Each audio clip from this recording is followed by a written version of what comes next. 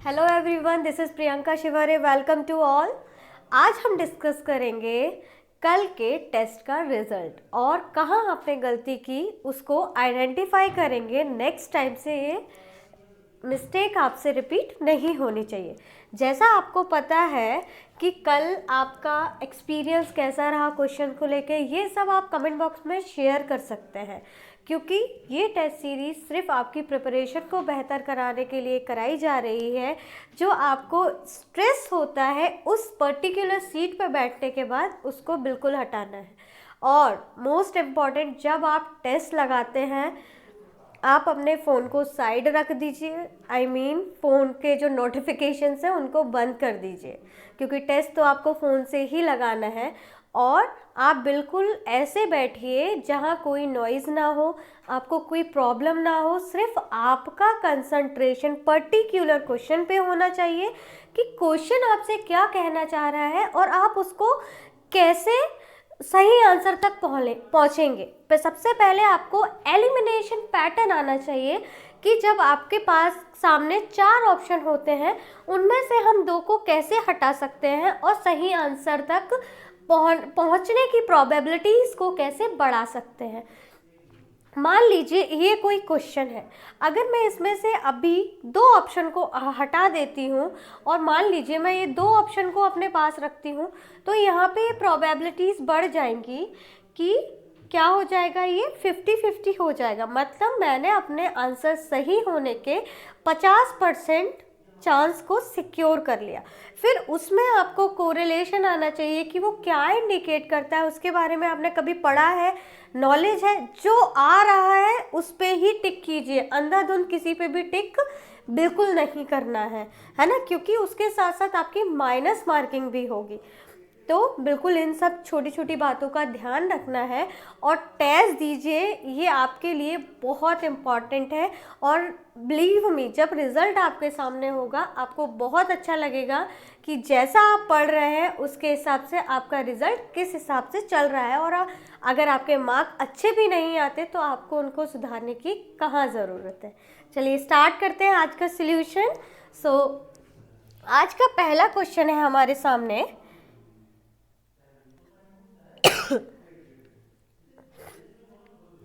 पहला क्वेश्चन है हमारे सामने, child participant in the decision making process about health care is termed as. Health care में जो आपका चाइल्ड का जो पार्टिसिपेशन है डिसीजन मेकिंग का वो process about the health care is termed as, उसे हम क्या बोलते हैं? क्या बोलते हैं उसे? आपके सामने फर्स्ट ऑप्शन है कॉलेजिलिटी बोलते हैं, जिसमें बच्चा कॉलेज में आ जाता है, एडोलेसेंसी बोलते हैं, एथिक्स बोलते हैं, या फिर असेंट बोलते हैं।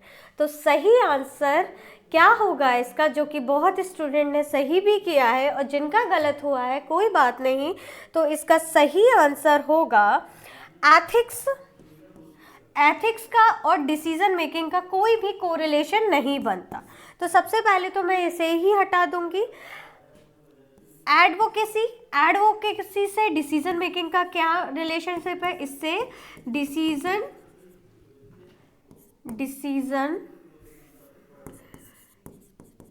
डिसीजन मेकिंग का कोई भी कोरिलेशन नहीं है। उसके बाद कॉलेजिलिटी में हम डिसीजन मेकिंग, क्या आपका एक एज ग्रुप होना चाहिए, है ना, इसका सही आंसर होगा। तो उसमें से हम इन्हें ए भी हटा दिया। अब हमारे पास बचा option A and option D. इसमें से हमें करेक्ट आंसर को आइडेंटिफाई करना है। तो वो आप कैसे कर सकते हैं? अब कॉलेजिलिटी में डिसीजन मेकिंग का नहीं है ना। अगर हम किसी भी जैसे हमारे पेरेंट्स हैं, उन्होंने हमारा एडमिशन करा दिया है ना, इसके लिए हम कैसे बोलेंगे कि आप डिसीजन ले सकते हैं? तो यस, वो होगा क्या हमारा एज ग्रुप। वो भी कैसा होगा? 18 ईयर्स ऑफ एज। आपको देखने को मिलेगा। कैसे? तो इसका सही आंसर स्टूडेंट्स होगा, इसका सही आंसर हमें देखने को मिलेगा, इसका सही आंसर होगा assent is the right answer for this question. अब वो कैसे है देखिए,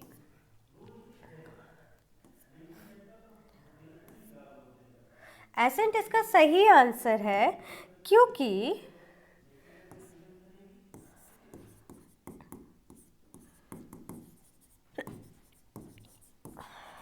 डिसीजन मेकिंग होती है वो अबव 18 ईयर्स ऑफ एज में देखने को मिलता है, जिसमें बच्चा किस तरीके के एग्जाम्पल्स ले सकते हैं हम,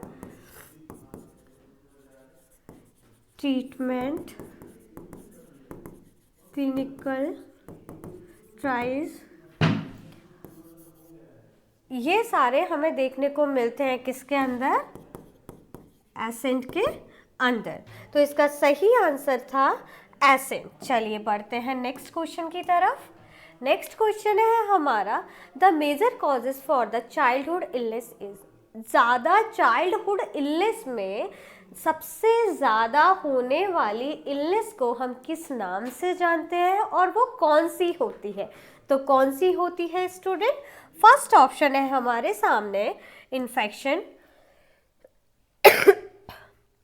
सेकंड ऑप्शन है हमारा एक्सीडेंट्स, एंड थर्ड ऑप्शन है माल न्यूट्रिशन, एंड फोर्थ ऑप्शन है इन्फेस्टेशन। सो सही आंसर क्या होगा यहाँ पे? इन्फेक्शन से कोई भी इलनेस, मेजर इलनेस नहीं होती है ना। सबसे पहले इन्फेस्टेशन से कोई नहीं, एक्सीडेंटल से इलनेस को कॉज नहीं करता, सीधे डेथ को कॉज करता है, तो ये भी हमने हटा दिया। तो हमारे पास बचा इन्फेक्शन और माल न्यूट्रिशन। अगर इन्फेक्शन के दो क्राइटेरिया होता है, एक होता है हमारा एक्यूट फेज और एक होता है हमारा क्रॉनिक फेज। अगर हम इसे यहीं पे ट्रीट कर देते हैं तो ये क्रॉनिक तक डेवलप होगा ही नहीं, हम उसे बचा सकते हैं, उसे ट्रीट कर सकते हैं। अगर तो ये भी नहीं होगा। तो हमारा सही आंसर क्या होगा स्टूडेंट? इसका सही आंसर होगा हमारा क्या? माल न्यूट्रिशन। माल न्यूट्रिशन कैसे? आपको पता होगा सबसे ज़्यादा जो माल न्यूट्रिशन हमें देखने को मिलता है वो हमें मिलता है, सब माल न्यूट्रिशन जो देखने को मिलता है वो मिलता है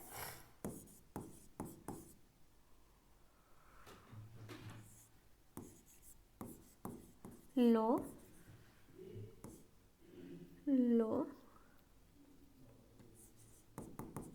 बर्थ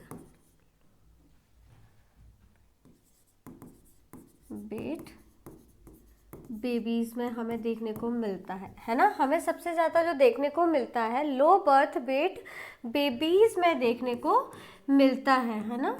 सबसे ज़्यादा जो देखने को मिलता है लो बर्थ वेट बेबीज़ में देखने को मिलता है, जो कि हमें देखना जाता है मोस्ट कॉमन ये देखा जाता है। क्यों? क्योंकि इसमें हम जब मदर कैसी होती है, प्रेग्नेंट स्टेज में होती है, तो हमारी गवर्नमेंट ने उन्हें सबसे पहले हम फॉलिक एसिड टैबलेट्स चलाते हैं, फिर हम iron and calcium supplements to the mother. हमें जब भी कोई फीमेल है वो प्रेग्नेंट हुई है तो उसमें हम उसको, जब वो कंसीव करती है तब से ही हम उसका ट्रीटमेंट करना स्टार्ट कर देते हैं, जब से ही वो अपना ध्यान रखना शुरू कर देती है। लेकिन लो बर्थ वेट बेबीज़ या फिर प्री मैच्योर डिलीवरी अगर कंडक्ट हो गई है किसी कारण से, तो वो बहुत बड़ा कारण है। बच्चे की ग्रोथ डेवलपमेंट प्रॉपर नहीं है, बच्चे में अगर बच्चे का ग्रोथ डेवलपमेंट प्रॉपर नहीं है तो उससे कोरिलेट करके उसको इन्फेक्शन की कंडीशन देखने को मिल सकती है, इन्फेक्शन देखने को मिल सकता है, जॉइंटिस की कंडीशन देखने को मिल सकती है, और उसको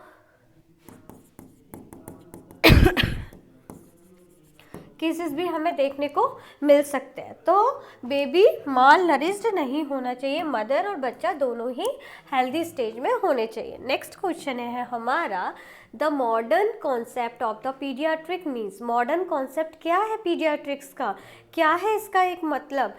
short term care of the child, second basic care of the child, third continuous and preventive care of the whole child and terminally ill care of the child. तो इसका सही आंसर क्या होगा? शॉर्ट टर्म केयर क्यों provide करेंगे हम बच्चे को? जब बच्चा बॉर्न हो गया है वो कोई एकदम से बड़ा थोड़ा ना हो जाएगा, और बच्चा बड़ा भी हो जाएगा तो क्या केयर करना छोड़ देना है? नहीं, शॉर्ट टर्म केयर की ज़रूरत नहीं है, हमें लॉन्ग टर्म केयर की ज़रूरत है। Basic care of the child, basic care of the child तो हमें करनी ही होती है। उसमें स्पेसिफिक क्या है? टर्मिनली इल पेशेंट वो होते हैं जिसमें उसका मेडिकेशन क्या हो जाता है? स्टार्ट हो जाता है। तो ये भी नहीं करना, हमें क्या करना है? हमें हमेशा प्रोवाइड करनी है continuous preventive care of whole child, पूरे बच्चे की हमेशा कंटिन्यूअस, और उसको हर इन्फेक्शन से बचाने के लिए रखना है। हर इन्फेक्शन मतलब सबसे पहले बच्चे में जो साइलेंट किलर का काम करता है, हाइपोथर्मिया की कंडीशन होती है, मतलब उसका जो नॉर्मल टेम्परेचर होता है उसे हमें क्या करना है? मेंटेन करना है, राइट? उसे मेंटेन करना है और बच्चे को थ्रू आउट दी उसको प्रॉपर डिलीवरी में, उसको प्रॉपर ऑब्जर्वेशन में रखना है। सो क्या है? Continuous and prevention care of the whole child, है ना? तो इसके लिए स्पेसिफिक तो कुछ नहीं है, हमें बच्चे को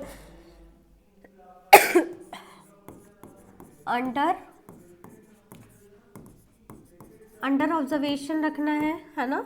उसको प्रॉपर केयर प्रोवाइड करानी है ना? और बच्चे को हमें उसका रेस्पिरेटरी पैटर्न चेक करना, राइट?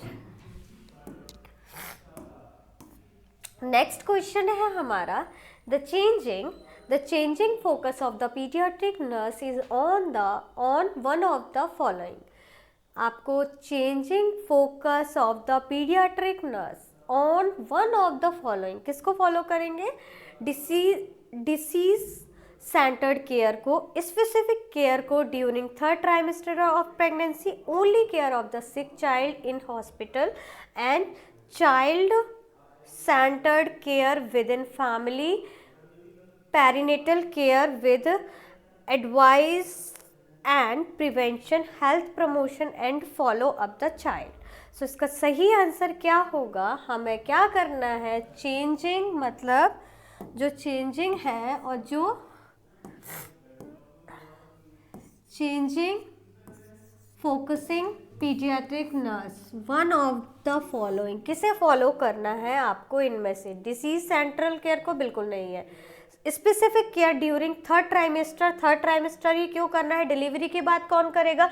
डिलीवरी के बाद ही हमें बच्चे को एसेंशियल केयर की ज़रूरत होती है ना? और उसके बाद है हमारा only care for the sick child in the hospital, या फिर नेक्स्ट है हमारा child centred care with in family perinatal care with the advice and the prevention, health promotion and follow up the child. So yes, so इसका सही answer होगा student, यहाँ पे इसका सही आंसर हमें देखने को मिलेगा child centre. D is a right answer for this particular question, है ना? तो हमें हमेशा child centred care, family, perinatal care and advice the prevention, health promotion and follow up the children. बच्चा बॉर्न हो गया है, उसे फॉलो अप के लिए बुलाना है, उसको पेरेंट्स को पेरिनेटल केयर को समझाना है, कैसे बच्चे को होल्ड करना है, कैसे उसको केयर प्रोवाइड करनी है, किस पोजीशन में उसको सुलाना है, ब्रेस्ट फीड कैसे कराना है, टेक्निक ऑफ ब्रेस्ट फीडिंग क्या है, ये सारे मेथड्स को उनको अच्छे से आपको एक्सप्लेन करना है। क्योंकि अगर वो फर्स्ट टाइम पेरेंट्स बने हैं तो डेफिनेटली उस बच्चे को उनको होल्ड करने में भी प्रॉब्लम होगी, मदर को ब्रेस्ट फीडिंग टेक्निक्स नहीं पता है, तो इन सब में आपको बिल्कुल उनकी हेल्प करना है। और उसके बाद अगर बच्चे में उनको सीस और रेस्पिरेशन बताना है कि इस तरीके से आपको दिखता है, बच्चे को हमेशा साइड लाइन पोजीशन दिला के सुलाना है, एकदम से उसको सीधा बिल्कुल नहीं सुलाना है ना, सुपाइन पोजीशन में उसको सुलाना अवॉइड करना है। ये स्पेसिफिक जो होते हैं, ये छोटे छोटे टर्म्स, अरे ये सबको पता होता है, लेकिन फिर भी एक बार हमें बताना ज़रूरी होता है ना। सो ये सारी चीज़ें हैं और बच्चे को वैक्सीनेशन के लिए हमें ज़रूर बताना है। नेक्स्ट क्वेश्चन है हमारा क्वेश्चन नंबर 5। रिवील हो गया answer?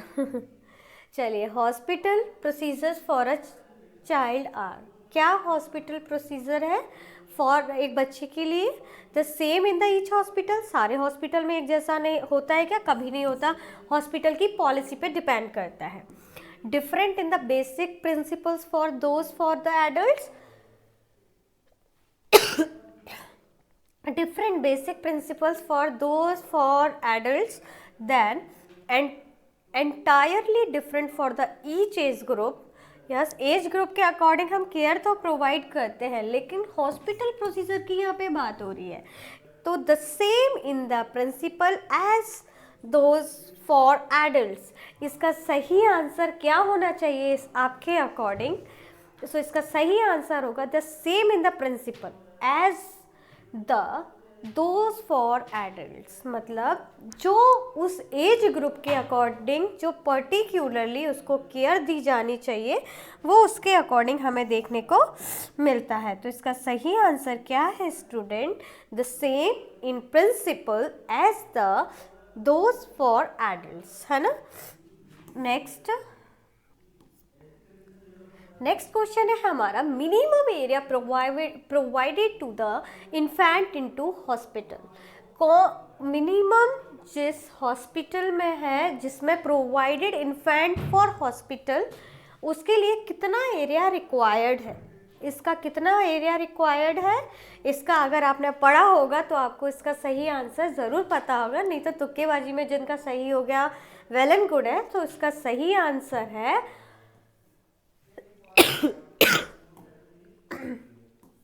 100 square feet on 20 metre square is a right answer. ये छोटे छोटे क्वेश्चंस बहुत बार एग्जाम में देखने को मिलते हैं, तो इसके बिल्कुल नहीं करना है। तो इसका सही आंसर है ऑप्शन बी।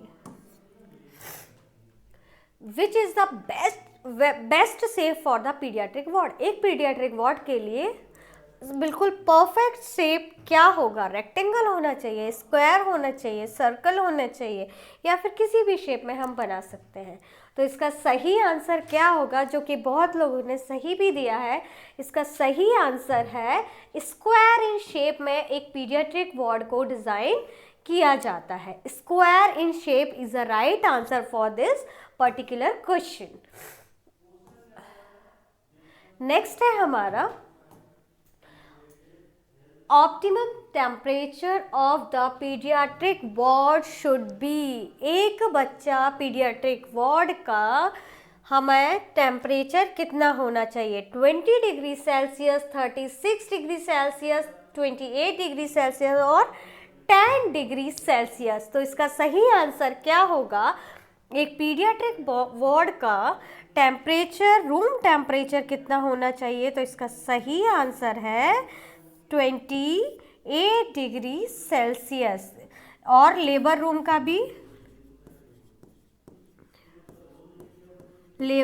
भी टेम्परेचर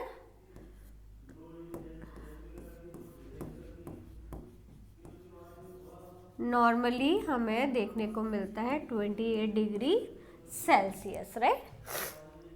सो इसका सही आंसर ये है ना। और इसको एक और हम बता सकते हैं 36.5 डिग्री सेल्सियस, जो कि normal body temperature of new born देखने को हमें मिलता है।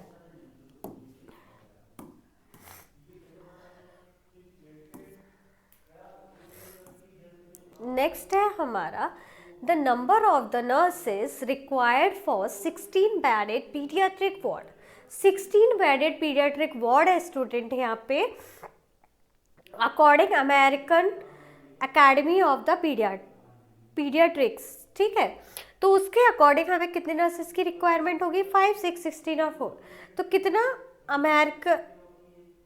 अमेरिकन एकेडमी पीडियाट्रिक्स ने बोला है कि एक 16 बेडेड हॉस्पिटल है, उसके लिए हमें कितने नर्सेस की रिक्वायरमेंट होगी।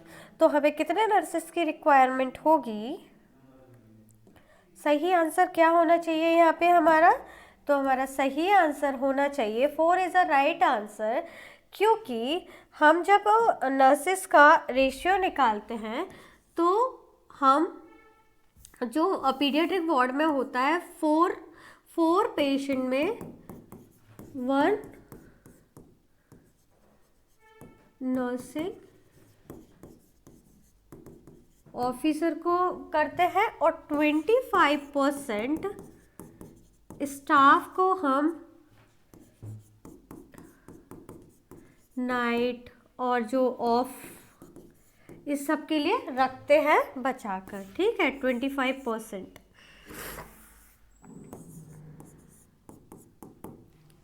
और हम जो इसका रेशियो होता है, तो यहाँ पे हमारे पास 16 था ना, तो अगर डिवाइड करेंगे तो 4 इसका आंसर आ जाएगा। तो आंसर इसका क्या निकलेगा, 4। क्लियर। चलिए बढ़ते हैं नेक्स्ट क्वेश्चन की तरफ।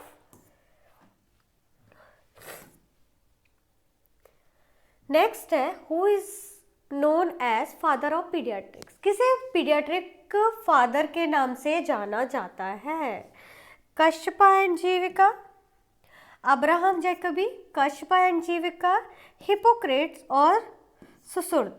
तो किसको जाना जाता है father of the paediatrics. So father of the paediatrics कौन है हमारे, अब्राहम जैकब। देखिए जो ऐसे साइंटिस्ट वाले क्वेश्चन आते हैं, वैल्यू वाले क्वेश्चन आते हैं, अगर वो आपको एग्जैक्ट पता है तो उन क्वेश्चन को आपको टच करना है। अगर आपको उनका बारे में कोई नॉलेज नहीं है तो उसको छोड़ना ही, स्किप कर देना ही बेस्ट ऑप्शन है। तो यहाँ पे father of the paediatrics is Abraham Jacobi, right. और कश्यप एंड जैविका का क्या है, ये कौन है, फर्स्ट पीडियाट्रिक नर्स, राइट। उसके बाद हिपोक्रेट्स ने क्या किया था, Hippocrates father of medicine, then Sushruta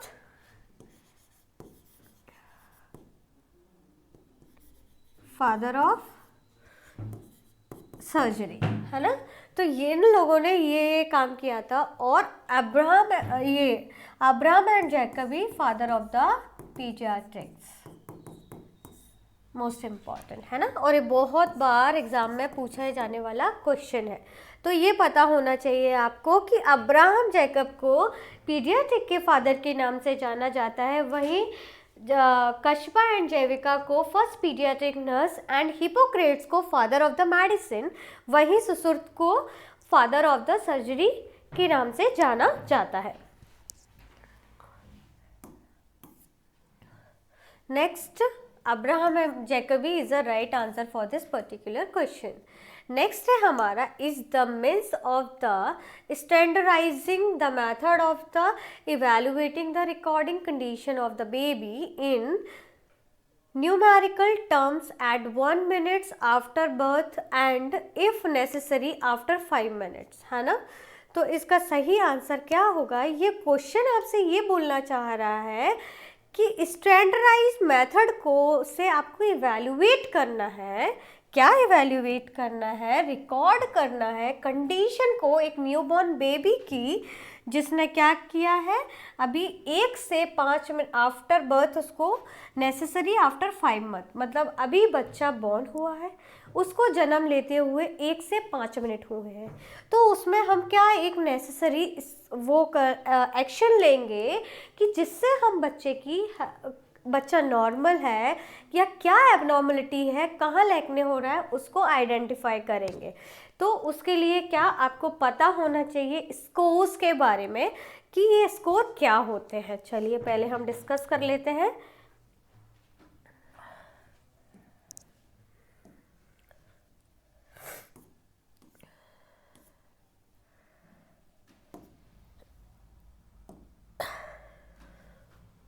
सबसे पहले हमें अबकार है ना, हमें यहाँ पे टोटल कंपोनेंट 5 है हमारे पास, each contain 2 mark, total number 10 mark,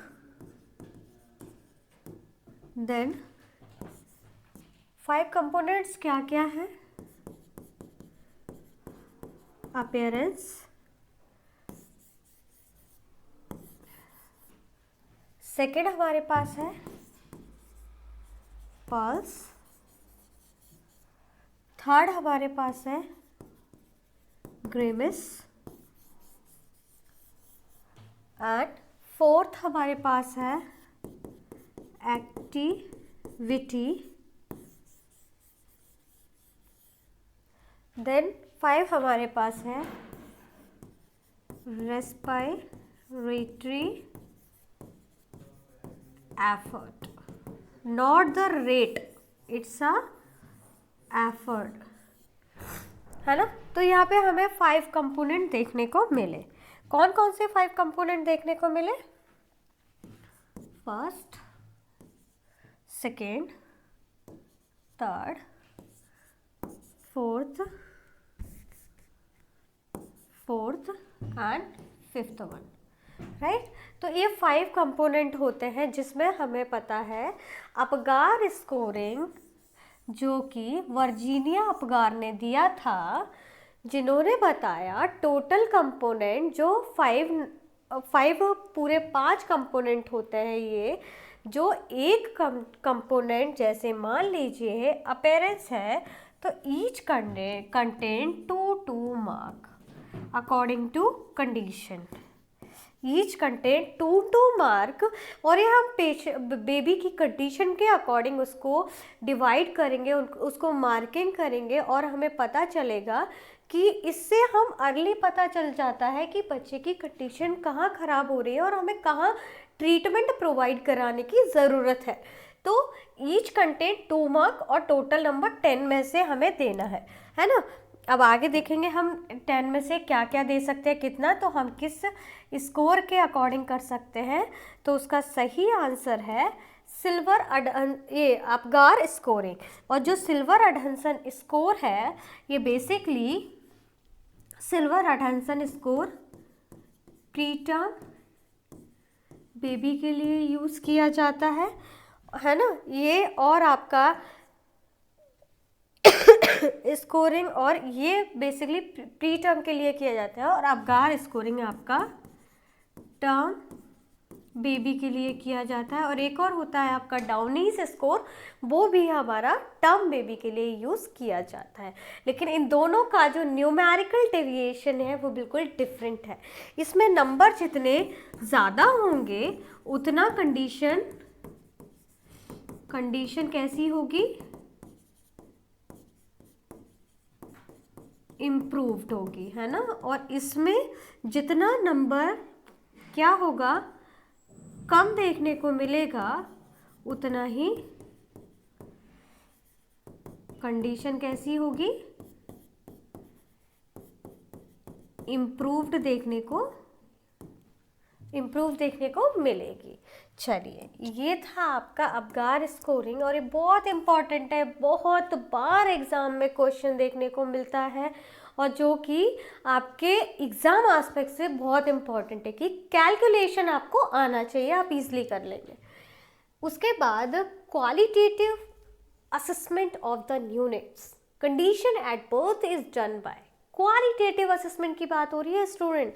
जब क्वालिटेटिव असेसमेंट मतलब ये हमसे उसके न्यूमेरिकल में क्या चाहते हैं, आंसर चाहते हैं, तो वो हम कैसे दे सकते हैं, किसके अकॉर्डिंग दे सकते हैं, रिकॉर्डिंग बीपी से बेबी की कंडीशन हम कैसे पता कर सकते हैं, बिल्कुल नहीं कर सकते। नेक्स्ट है हमारा एग्जामिनेशन ऑफ जेपीवी, बिल्कुल नहीं।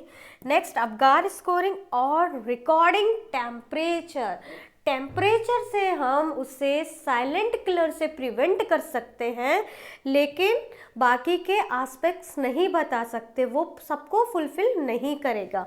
तो यहाँ पे हमारा सही आंसर क्या होगा, जिसे हम 2 गोल्डन मिनट्स के नाम से भी जानते हैं, तो इसमें हमारा सही आंसर होगा Apgar score is a right answer for this question. तो क्वांटिटेटिव वैल्यू, न्यूमेरिकल वैल्यू आप अबगार स्कोरिंग के थ्रू निकाल सकते हैं। नेक्स्ट है आपका Apgar scoring is recorded as.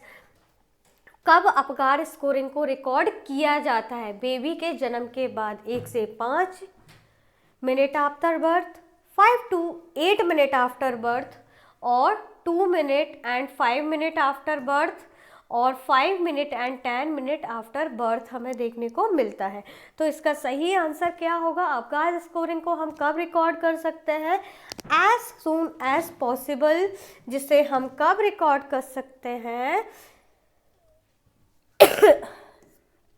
कब रिकॉर्ड कर सकते हैं 1 मिनट to 5 मिनट। और एक वर्ड कहीं कहीं आपको ये भी देखने को मिलेगा,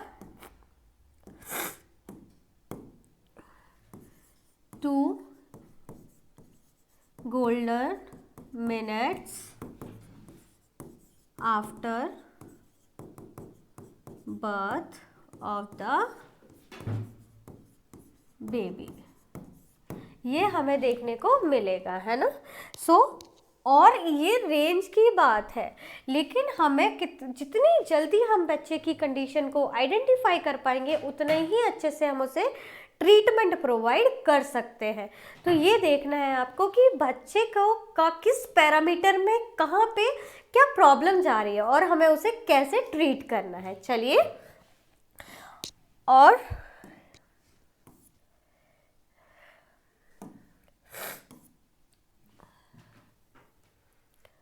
नेक्स्ट है हमारा Apgar score for newborn immediately after the birth is checked with in. कब कर सकते हैं, कितने मिनट में कर सकते हैं। अब आपका दिमाग यहाँ पे खराब होगा। अभी तो मैम आपने बताया 2 गोल्डन मिनट तक कर सकते हैं, मतलब 1 से 5 मिनट ले सकते हैं, लेकिन हम उसे हमेशा 2 गोल्डन मिनट से कैलकुलेट करते हैं, लेकिन हमें 2 ही मिनट पूरे नहीं ले लेने। अगर हम उससे पहले कर सकते हैं, इन्होंने यहाँ पे पूछा इमीडिएटली पूछा है, उन्होंने ये नहीं कहा आपसे कि आराम से आप कब तक कर सकते हैं, तो वो आप तो 5 मिनट भी लगा सकते हैं। अगर यहाँ पे आपसे पूछा इमीडिएटली आपको चेक करना है, तो मेरे पास सबसे कम नंबर 1 है, तो मैं इसके साथ जाना चाहूँगी। That is 1 minute after birth of the baby. हमें उसका अबगार स्कोरिंग चेक कर लेना है और उसको एक क्वांटिटेटिव वैल्यू में रिप्रेजेंट कर देना है कि at the time of birth baby की एक्चुअल कंडीशन क्या है और हमें उसमें क्या मॉडिफिकेशन करने की ज़रूरत है, हमें उसे कैसे प्रोवाइड करनी है। अगर वो स्कोर आपका 7 क्रॉस कर रहा है, इट मीन्स बस हमें बच्चे को जनरल केयर देने की ज़रूरत है, कोई भी स्पेसिफिक केयर प्रोवाइड करने की ज़रूरत नहीं है। बच्चा हेल्दी है, कोई प्रॉब्लम उसे नहीं है। चलिए, उसके बाद नेक्स्ट क्वेश्चन है हमारा, Apgar scoring is consider excellent if the score is. अगर आपका स्कोर, अब आपको इसके लिए ये पता होना चाहिए कि इसको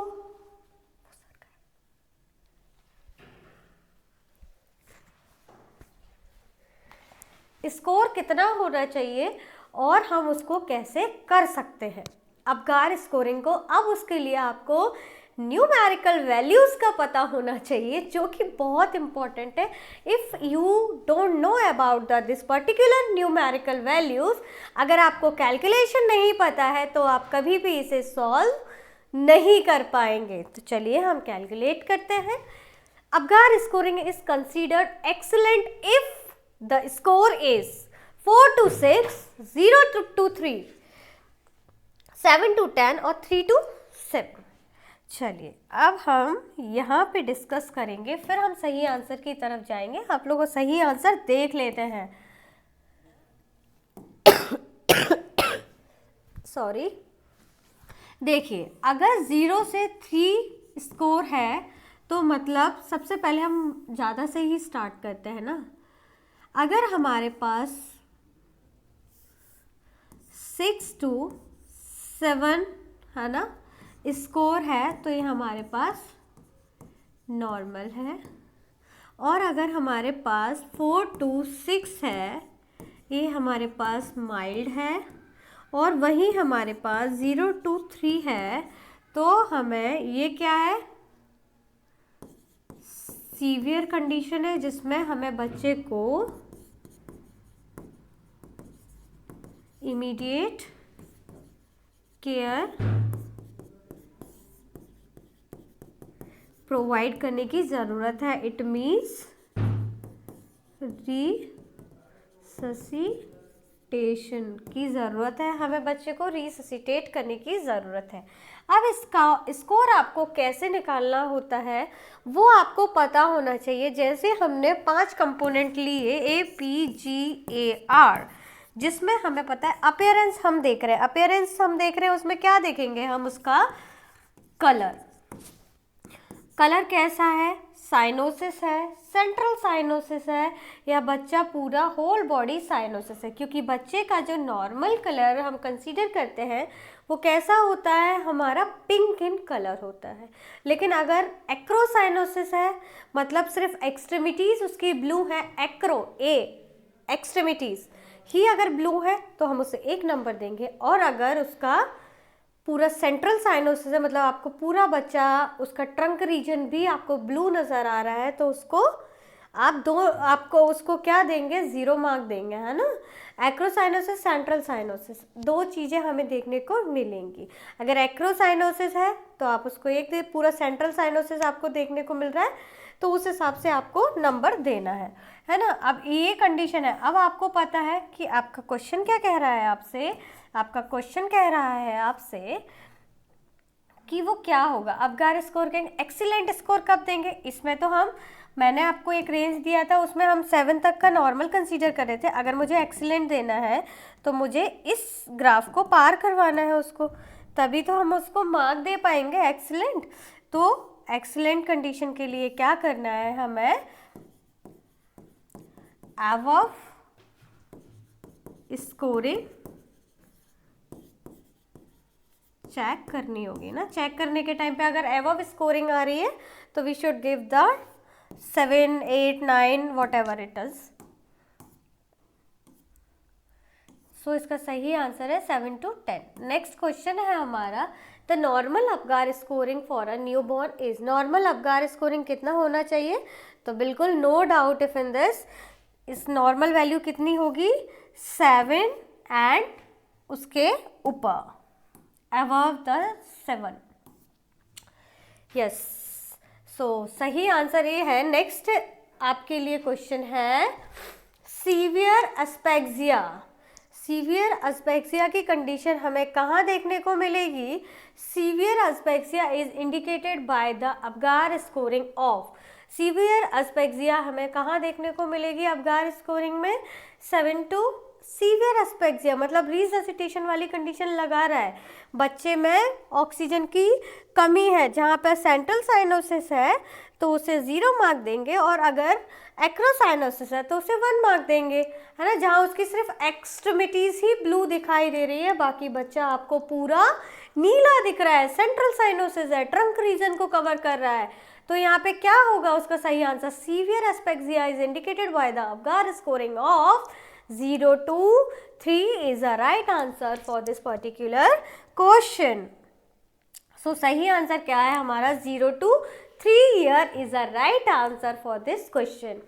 क्वेश्चन करके आपको बहुत इजी लगा होगा, है ना, लेकिन यही इजी क्वेश्चन कभी कभी हम हमसे स्किप हो जाते हैं और हम इन्हें गलत कर देते हैं, प्लस हमारा माइनस में कन्वर्ट हो जाता है, और हमें माइनस से बच के चलना है। हम जितना ऐड कर सकते हैं अपनी बकेट में मार्क्स को वो बहुत अच्छी बात है, तो हमें हमेशा पॉजिटिव ही रहना है ना। अगर कभी गलत हो जाता है तो हमें उसको नहीं देखना। चलिए नेक्स्ट है हमारा which is the one score of Apgar score of the newborn, है ना, which of the one score of Apgar score of the newborn? Heart rate, cry loudly, flexed baby, blue feet. Heart rate की बात हो रही है यहाँ पे। Which of the one score of Apgar scoring of newborn क्या होगा? Flexed body, flexed body है, ब्लू फीट है, या फिर क्राई लाउडली, बच्चा तेजी से रो रहा है और उन्होंने क्या बोला है हमसे तुरंत से? विच of the one score of Apgar score of newborn? That is a blue feet. अगर उसके पूरे बच्चे ब्लू हैं मतलब बच्चे की कंडीशन अच्छी नहीं है, ऑक्सीजन की कमी है, उसे रिससिटेट कराना पड़ सकता है। सो नेक्स्ट है हमारा all of the following are included in Apgar score except. सबको एक एक्सेप्ट किया गया है किसी एक को छोड़कर, तो वो क्या होगा? चलिए फर्स्ट है हमारा रेस्पिरेटरी एफर्ट्स, बिल्कुल होता है। उसके बाद कलर ऑफ स्किन बिल्कुल देखते हैं, जिसमें हम साइनोसिस चेक करते हैं। साइनोसिस की कंडीशन इंडिकेट करती है ऑक्सीजन की कमी को। अगर ऑक्सीजन लैक में है, ऑक्सीजन प्रॉपर नहीं है बॉडी में, तो फिर वहाँ पे डिस्कलरेशन ऑफ द स्किन बोला जाता है, जिसे हम ब्लूइश डिस्कलरेशन ऑफ स्किन भी कहते हैं। बिल्कुल। फिर है हार्ट रेट पर मिनट के हिसाब से हमें चेक करनी है, या फिर इंटेंसिटी ऑफ द क्राइंग, हमें बच्चे की रोने की इंटेंसिटी को चेक करना है। इनमें से क्या है? हार्ट रेट पर मिनट के हिसाब से बिल्कुल देखना है, तो हम इसमें से क्या इसका सही आंसर होगा? Intensity of crying. हमें इंटेंसिटी ऑफ क्राई को नहीं देखना है ना, हमें तो respiratory efforts, colour, heart rate, इस तीनों में को इंक्लूड किया जाता है। एक्सेप्ट का मतलब होता है किसी एक को छोड़कर वो सारे पैरामीटर्स आपके फेवर में है और एक वो पर्टिकुलर पैरामीटर आपके फेवर में नहीं है। नेक्स्ट है हमारा Apgar score includes assessment of. किसके असेसमेंट के लिए अबगार स्कोरिंग को लिया जाता है? फर्स्ट है reflex, grasps and pulse. Reflex, sleep and behaviour, sleep activity, colour, और कलर, बिहेवियर एंड रेस्पिरेशन। किसमें एक में नहीं है, बाकी सब में हमें देखने को मिलता है। क्या है वो अबगार स्कोरिंग? रिफ्लेक्स चेक करते हैं, ग्रैस्पिंग भी देखते हैं, स्लीप हम कभी देखते हैं, बिहेवियर भी कभी नहीं देखते। छोटे बच्चे का क्या ही बिहेवियर होगा, वो अपना एग्रेसिवनेस थोड़ा ना आपको दिखाएगा, या आपको बिल्कुल स्माइल कर करके दिखाएगा, ऐसा भी नहीं करेगा, तो ये ऑप्शन तो बिल्कुल हट जाएगा। एज यूजुअल इसमें भी स्लीप आ गया, नहीं लेंगे, बिल्कुल नहीं लेंगे। कलर, बिहेवियर है ही नहीं, तो सही आंसर क्या होगा? Reflex, grab and pulse is a right answer for this question. Explanation देख के आपको इंटरेस्ट आ रहा होगा, होप सो आपको पढ़ने में भी उतना ही मज़ा आएगा कि आपको जब आप अपना ये रिज़ल्ट देखते होंगे, होप सो आपको बहुत अच्छा फील होता होगा कि जैसा आप पढ़ रहे हैं, स्कोर अच्छा बुरा अभी बिल्कुल वो नहीं करना है आपको एनालाइजेशन। आपको क्या देखना है कि आपने गलती कहाँ की, इसलिए करना है। आप अपने आप को कभी डीमोरलाइज कभी नहीं करना। उसके बाद नेक्स्ट क्वेश्चन है हमारा, what is the nurses primary critical observation when performing and the assessment for determining an Apgar scoring। क्या पूछ रहे हैं? प्राइमरी क्रिटिकल ऑब्जर्वेशन आपसे पूछ रहे हैं, जो कि क्या करता है? Assessment for determining Apgar score. Yes, heart rate, respiratory rate, presence of the meconium, evaluation of मोरो रिफ्लेक्सेस। यहाँ पे रिफ्लेक्सेस अभी हम चेक नहीं करेंगे, ये हम फर्दर भी कर सकते हैं। Presence of meconium, presence of meconium है, देखना है आपको रेस्पिरेटरी रेट चेक करना है या हार्ट रेट चेक करना है। असेसमेंट की बात हो रही है तो असेसमेंट की वहाँ बात होगी, वहाँ होगा हमारा फर्स्ट आंसर होगा हार्ट रेट। ऐसा नहीं है कि इन पैरामीटर्स को हमें छोड़ देना है, नहीं, हमें इनको लेके चलना है, लेकिन प्रायोरिटी हमें देना है फर्स्ट हार्ट रेट को, रेस्पिरेटरी रेट, उसके बाद मेकोनियम चेक करना है। कहीं कहीं बच्चे ने मेकोनियम तो आस्पिरेट नहीं कर लिया, अगर मेकोनियम आस्पिरेट कर लिया होता तो नॉर्मल डिलीवरी तक का वेट नहीं करेंगे, तुरंत से हमें सिजेरियन सेक्शन करा के बेबी को, क्योंकि हमारे लिए mother as well as baby दोनों को ही बाहर निकालना बहुत ज़रूरी है ना, दोनों को ही सेफ कंडीशन में रखना है।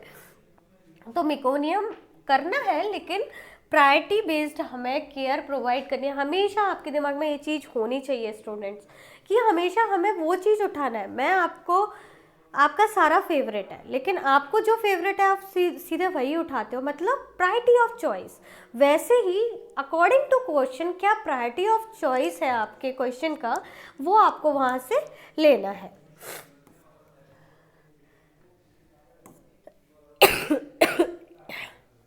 नेक्स्ट है which of these parameters should the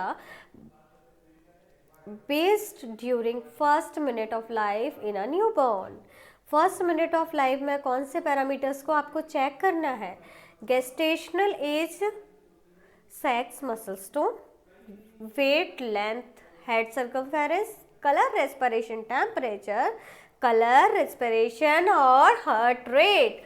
सो आपको फर्स्ट प्रायोरिटी में क्या रखना है, क्या आपको चेक करना है? आपको सबसे पहले, तो सबसे पहले क्या देखना है आपको? दैट इज कलर, रेस्पिरेशन और हार्ट रेट। तो आप कैसे ये चेक करेंगे? कैसे चेक करेंगे? कलर, रेस्पिरेशन और आपका हार्ट रेट। नॉर्मल कलर,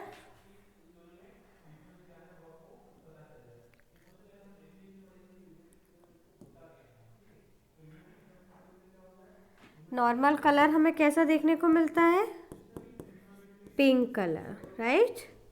और respiration 40 to 60 beat per minute. वहीं हार्ट रेट और we can say pulse more than 100 beat per minute. Clear? ये नॉर्मली हमें पता होना चाहिए कि ये नॉर्मली इतना इतना रहता है ना। मैं एक बार यहाँ पे भी लिख देती हूँ। कलर, पिंक कलर, और आपका क्या है? नेक्स्ट है आपका respiration, that is 40 to 60 beat per minute, और आपका heart rate that is more than 100 beat per minute. Clear? ये आपको पता होना चाहिए। नेक्स्ट है हमारा question, Apgar score is measured for all except. Apgar score is measured for all except, सब में कर सकते हैं किसी एक को छोड़कर, जिसमें हमें respiratory status, neurological status, nephrological status और सर्कुलेटरी स्टेटस। किसको छोड़ेंगे आप इस क्वेश्चन में और किसको अपने साथ रखेंगे? रेस्पिरेटरी रेट बिल्कुल रखने के लायक है वो, बिल्कुल। सिर्फ हम नेफ्रोलॉजिकल स्टेटस को नहीं रखते, है ना। बच्चा नहीं रोता तो हम उसे रुलाते हैं ना, कि जस्ट उसके एयर जाए, लंग्स एक्सपेंड हो, फिर हमें पता चले उसकी एक्चुअल कंडीशन क्या है। तो उसके लिए हम रेस्पिरेटरी और न्यूरोलॉजिकल और सर्कुलेटरी को फोकस करते हैं, एक को छोड़कर। नेक्स्ट क्वेश्चन है हमारा, the cardio respiratory function is neonate is single most important indicator of, एक सिंगल मोस्ट इम्पॉर्टेंट इंडिकेटर पूछ रहे हैं स्टूडेंट आपसे, जो क्या है, गुड मसल स्टोन देखने को मिलेगी, गुड स्किन कलर देखने को मिलेगा, गुड क्राई देखने को मिलेगा, या good eye contact. Eye contact बच्चा कहाँ मेंटेन करता है? जब बड़े मेंटेन नहीं कर पाते, बच्चे से एक्सपेक्ट कर रहे हो आई कांटेक्ट। आप जब कभी टीचर से डांट खाते हो, आई कांटेक्ट मेंटेन करते हो? आई कांटेक्ट आप अपने टीचर से बिल्कुल आई टू आई कांटेक्ट मेंटेन करके बात करते हो? नहीं, हम तो बात ही नहीं करना चाहते। वैसे ही, लेकिन ये बिल्कुल अच्छा नहीं है हमारे प्रोफेशन में, ये हमारे एथिक्स में भी है। First we have to maintain IPR, है ना, इंटरपर्सनल रिलेशनशिप, और वो जब तक आप उससे आई कांटेक्ट मेंटेन करके बात नहीं करेंगे, आपका IPR कैसे मेंटेन होगा? आप उस अपने लिए कैसे उस ट्रस्ट को डेवलप कर पाएंगे, है ना? तो क्या है?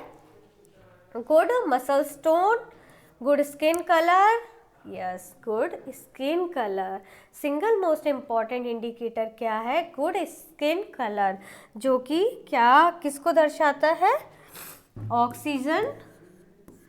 ऑक्सीजन लेवल को दिखाता है कि वो कैसा है ना? अगर आपको सेंट्रल साइनोसिस है तो उस टाइम पे हम 0 मार्क देते हैं, वहीं हम 1 मार्क एक्रो साइनोसिस की कंडीशन में देते हैं, और जो 2 मार्क है हमारा वो हम देते हैं जब बच्चे की स्किन कैसी है? बेबी पिंक, बिल्कुल पिंक कलर का बच्चा है, जो कि नॉर्मल है, कोई प्रॉब्लम नहीं है, तब देते हैं। आपको पता है स्टूडेंट, आपके पास इतनी फैसिलिटीज़ है, GDC आपको टेस्ट सीरीज़ दे रहा है, क्लासेस दे रहा है, इतने सारा कंटेंट प्रोवाइड करा रहा है, लेकिन जब हम पास आउट किए थे या हम पढ़ रहे थे तब हमें इतना गाइड करने वाला ही कोई नहीं था। सो आपको इस अपॉर्चुनिटी को बिल्कुल मिस नहीं करना, और सैटरडे टेस्ट तो बिल्कुल भी स्किप नहीं होना चाहिए। जब इतना मेहनत करके आपको टीचर्स रैशनली के साथ प्रोवाइड करा रहे हैं क्लासेस को, तो आप एक बार टेस्ट तो अटेम्प्ट कर ही सकते हैं, बिल्कुल। चलिए नेक्स्ट क्या है हमारा? The Apgar scoring is done to appears the infant for, क्या पूछ रहा है? Apgar scoring done for appears the infant for birth defects, respiratory efforts, RH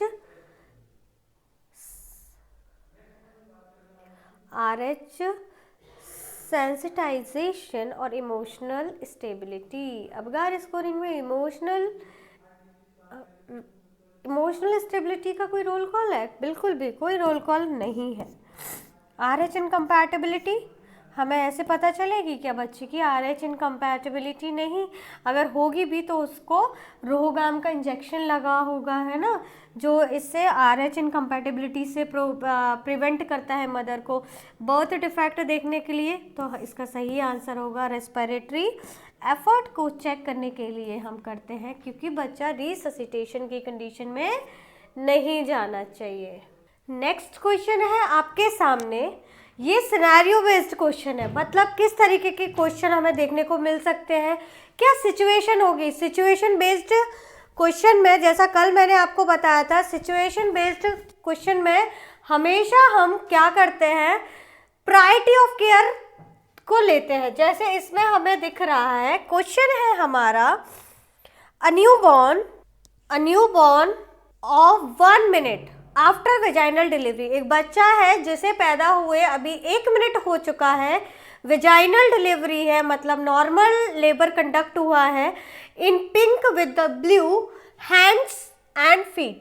ये क्या कह रहे हैं? उसकी एक्सट्रीमिटीज हमें क्या देखने को मिल रही है? ब्लू देखने को मिल रही है, हैंड्स और फीट। तो हैज लस्टी क्राई, बच्चा लस्टी क्राई कर रहा है, मतलब अच्छे से रो रहा है, एयरवे उसका क्लियर है। हैविंग हार्ट रेट इज 140, चलिए, response to stimulation with crying, responsive भी है, अच्छे से क्राई भी कर रहा है, maintains minimal flexion with sluggish movement and nurse should know that this newborn Apgar score is। अब आपको इसमें पैरामीटर्स पता होना चाहिए कि 2 नंबर वाले क्राइटेरिया में हम किसे रख रहे हैं, 1 नंबर वाले क्राइटेरिया में हम किसे रख रहे हैं और 0 नंबर हम किसे दे रहे हैं। चलिए स्टेप बाय स्टेप सॉल्व कर लेते हैं। इन्होंने बोला एक बच्चा है जिसे 1 मिनट हो गया है, वेजाइनल डिलीवरी है उसकी, ठीक है। उसके बाद उन्होंने क्या बोला, फर्स्ट उन्होंने बात की किसकी, एक्सट्रीमिटीज की, मतलब अपीयरेंस उन्होंने देखा। तो अपीयरेंस में उन्होंने क्या देखा कि हैंड्स और फीट क्या है, ब्लू है, पिंक विद ब्लू, मतलब उसको 1 मार्क देंगे। क्या है, हमारे एक्रोसाइनोसिस की कंडीशन है यहाँ पे, है ना, एक्रोसाइनोसिस की कंडीशन हमें देखने को मिली। नेक्स्ट उन्होंने बोला हैज लस्टी क्राई, बच्चा अच्छे से क्राई कर रहा है, मतलब उसका एयरवे उसका क्लियर दिखाई दे रहा है ना, एयरवे क्लियर है, मतलब लस्टी क्राई है, 2 मार्क। उसके बाद उन्होंने बोला हैविंग हार्ट रेट 140, नॉर्मली हमें मोर देन लेस देन 100 होती है उसे हम 1 मार्क में रखते हैं, और मोर देन 100 होती है तो उसे हम 2 मार्क में रखते हैं। तो यहाँ पे हमें जो देखने को मिला हार्ट रेट, वो हमें कितना देखने को मिला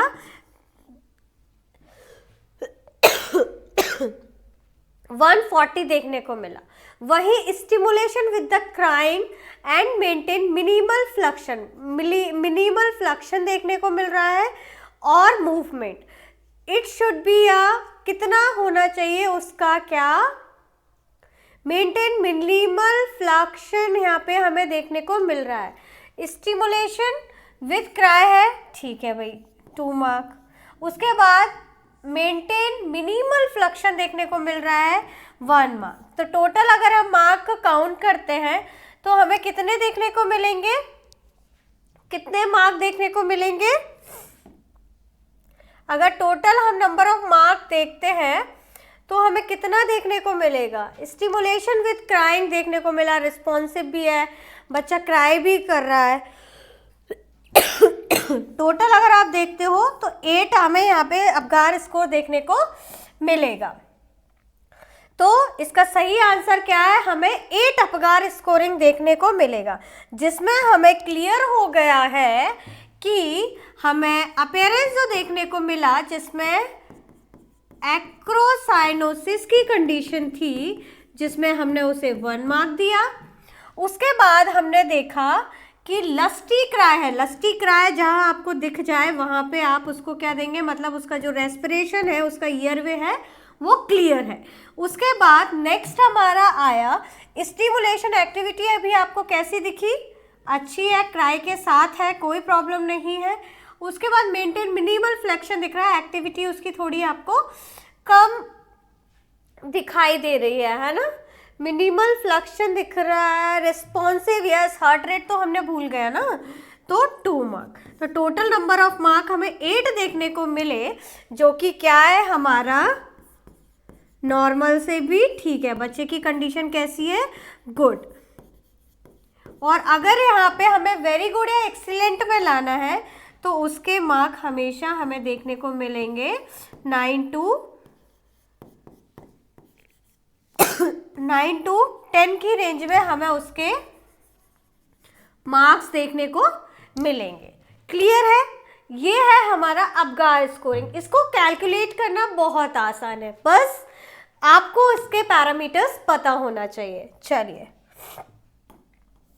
उसके बाद नेक्स्ट क्वेश्चन है हमारा, नेक्स्ट क्वेश्चन है हमारा, during the 1 minute Apgar assessment a newborn has the heart rate is 120 beat per minute, lusty cry, acrocyanosis and minimal fluxion of extremities, a nurse should give the newborn Apgar score is। इसका answer मुझे आप calculate करके बताइए कि इसका answer क्या होगा। यहाँ पे हमें दिख रहा है, जहाँ भी लस्टी क्राई दिख जाए ना, स्टूडेंट आंख बंद करके उसको आपको 2 मार्क देना है, और जब मोर देन 100 आपको उसका हार्ट रेट दिख जाए तो आपको 2 मार्क उसको दे देने हैं। चलिए 4 मार्क तो मैंने ही कैलकुलेट करा दिए। चलिए करते हैं। Newborn has the heart rate 120, heart rate 120 थी बोला। चलिए उसके बाद लस्टी क्राई है, ठीक है, लस्टी क्राई है, एयरवे उसका क्लियर है, उसका रेस्पिरेशन। एक्रोसाइनोसिस है 1 मार्क,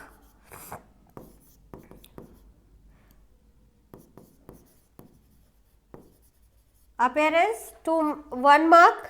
एंड मिनिमल फ्लक्शन देखने को मिल रहा है, minimal flexion of extremities, minimal flexion है 1 मार्क।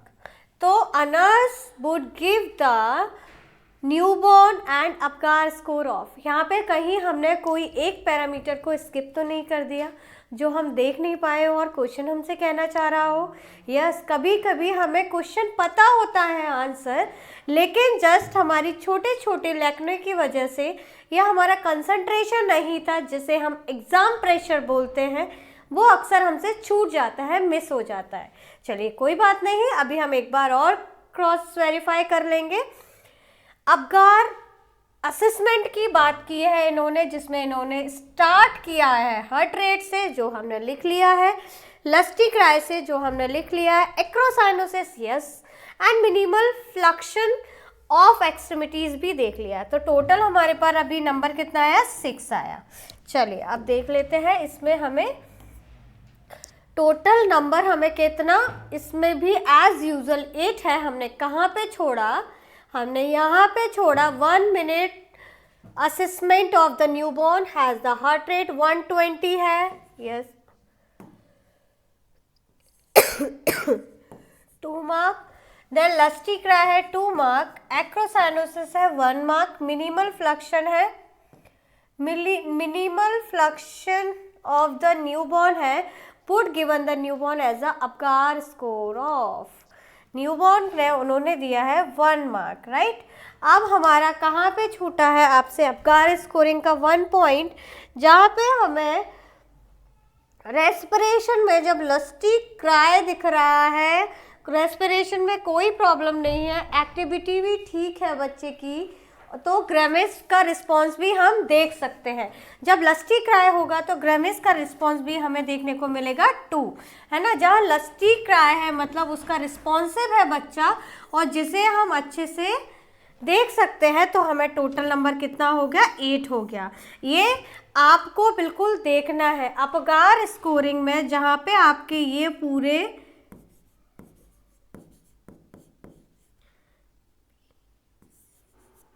ये सारे 5 पैरामीटर्स आपके फुलफिल होना मैंडेटरी है। उसी के बाद आप इसका स्कोर, उसका कैलकुलेशन को बहुत अच्छे से फाइंड आउट कर सकते हैं। उसके बाद नेक्स्ट है हमारा, नेक्स्ट क्वेश्चन है the initial nursing action after the birth of a preterm baby within the Apgar score of 8 should be 2। अगर प्रीटर्म बेबी है और उसका अपगार स्कोर 8 है तो उसका क्या कंडीशन होगा, should be check calm and dress umbilical cord, assist physical and resuscitative measurement, obtain the footprint and apply identification band and quickly dry the baby and place in the controlled warm environment। इसका क्या answer होगा student? Already आपने answer तो दे ही दिया है, लेकिन उसके पीछे क्या रैशनले है, क्या होना चाहिए, और आपने क्या उस टाइम पे आपके दिमाग में चल रहा था। तो चलिए देखते हैं। अगर इस तरीके की कोई भी कंडीशन है जिसमें हमें देखने को मिल रहा है, इस तरीके की कोई भी कंडीशन है जिसमें हमें अपगार स्कोरिंग 8 दिख रहा है, लेकिन एक बात याद रखिए, यही अगर ये स्कोर इतना दे देते और अपगार की जगह ये सिल्वर अडहंसन स्कोर कर देते, तो यहाँ पे ये आंसर जस्ट उल्टा हो जाता, राइट। तो यहाँ पे सही आंसर है check, clamp and dress umbilical cord. आपको बस उसको चेक करना है, बेबी को चेक इन अ सेंस आपको प्रॉपर असेसमेंट करने हैं, क्लैम्प करना है कॉर्ड को और ड्रेसिंग करनी है और जस्ट रूमिंग करा देना है। रूमिंग मीन्स होता है जितनी जल्दी आप बच्चे को उसकी माँ के पास ले जाएंगे, रूम इन, एक ही बेड पे मदर एंड बच्चा दोनों होना चाहिए, जिससे बच्चे के लिए और मदर के लिए दोनों के लिए बहुत हेल्दी होता है। याद रखिए अगर इसकी जगह यही सिल्वर एडहंसन स्कोर होता तो ये जस्ट उल्टा हो जाता है ना। सिल्वर एडहंसन स्कोर में स्कोर जितना ज़्यादा होगा उतनी ही बच्चे की कंडीशन पुअर रहेगी, है ना, उसको हेल्थ इश्यूज रहेंगे। चलिए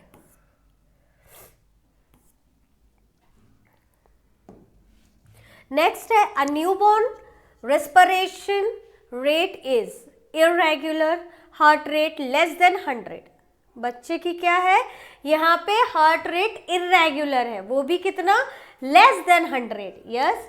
उसके बाद एक्सट्रीमिटीज आर ब्लू, और एक्सट्रीमिटीज उसकी पूरी कैसी है, ब्लू है। Then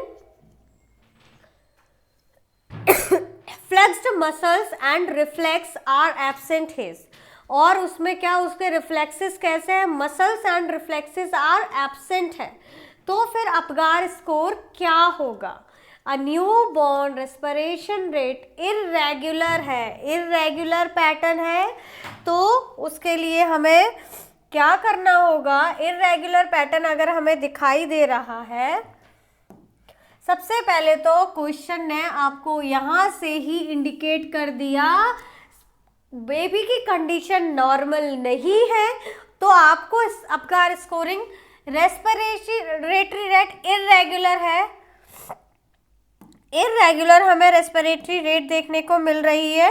we have to give respiratory rate कैसी है, इररेगुलर है, 1 मार्क। उसके बाद हार्ट रेट लेस देन 100 है, लेस देन 100 है, हार्ट रेट हमें कितना दिख रहा है, लेस देन 100 दिख रहा है, तो उसके लिए लेस देन 100 है, तो हमें कितना मार्क देना पड़ेगा। और एक्सट्रीमिटीज़ कैसी हैं, ब्लू है, ब्लू एक्सट्रीमिटीज़ देखने को मिल रहा है, मसल्स रिफ्लेक्स तो एब्सेंट ही है, इसमें लेस देन है, 1 मार्क। ब्लू एक्सट्रीमिटीज़ है, एक्रोसाइनोसिस की कंडीशन है, then we will put also 1 mark. और जैसा आपने देखा ग्रमिस और उसके वो तो आपको एब्सेंट ही दिख रहा है, तो total it will contain 3 mark of this particular Apgar scoring. Apgar scoring अगर आपको अच्छे से आएगा, आप बच्चे को अच्छे से केयर प्रोवाइड कर सकते हैं, किसी भी डिसीज कंडीशन को अर्लियर आइडेंटिफाई कर सकते हैं और उसको ट्रीट भी कर सकते हैं, क्योर करवा सकते हैं, है ना। बच्चे को हम इमीडिएट केयर प्रोवाइड कर सकते हैं, जो कि बच्चे के लिए बहुत इम्पॉर्टेंट है। So right answer is 3। Next है हमारा how many fontanelles are present in newborn. कितने फॉन्टेनल्स होते हैं हमारे न्यूबॉर्न के पास, तो हमारे पास total number of fontanelles, total number, चलिए पहले हम इसको डिस्कस कर लेते हैं हमारे एक्सप्लेनेशन वाले पेज पे। आपका रिजल्ट देख के बहुत अच्छा लगा कि आप लोगों ने इतने अच्छे से टेस्ट लगाया और प्रिपेयर किया, और आगे भी ऐसे ही टेस्ट लगाते रहिए। रोज़ शाम हर सैटरडे को शाम को 8 से 10 आपका ऑनलाइन रहेगा, है ना। टोटल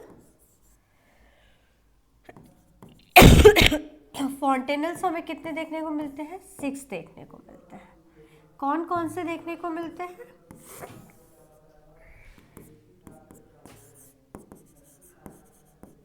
एंटीरियर, पोस्टीरियर, मेस्टॉइड और स्फेनॉइड। ये 4 फॉन्टेनल्स हमें देखने को मिलते हैं बच्चों में, और जो हमसे एग्ज़ाम में पूछे जाने वाले इम्पॉर्टेंट फॉन्टेनल्स होते हैं वो हमारे पास होते हैं ये दो fontanelle, anterior and posterior fontanelle, है ना। एंटीरियर फॉन्टेनल जो हमारा आगे होता है, जो डायमंड इन शेप का होता है, और जो हमारा पोस्टीरियर फॉन्टेनल होता है वो ट्राइंगुलर इन शेप रहता है। इसका जो डायमीटर होता है हमें कितना देखने को मिलता है एंटीरियर फॉन्टेनल का। एंटीरियर फॉन्टेनल का जो डायमीटर होता है वो हमें देखने को मिलता है 2 to 3, और ये हमें देखने को मिलता है 0.5। तो ये सारे फॉन्टेनल्स होते हैं जो बहुत इम्पॉर्टेंट होते हैं, ये दोनों फॉन्टेनल, जिसे एक को हम ब्रैग्मा के नाम से जानते हैं और इसे हम लैम्डा के नाम से जानते हैं। इसे हम ब्रैग्मा के नाम से जानते हैं और इसे हम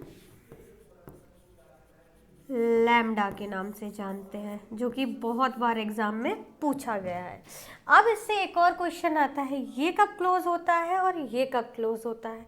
तो ये जो क्लोजिंग टाइम इसका होता है, इसका जो क्लोजिंग टाइम हमें देखने को मिलता है वो होता है हमारा 12 to 18 वीक्स और मंथ्स, एंड ये होता है हमारा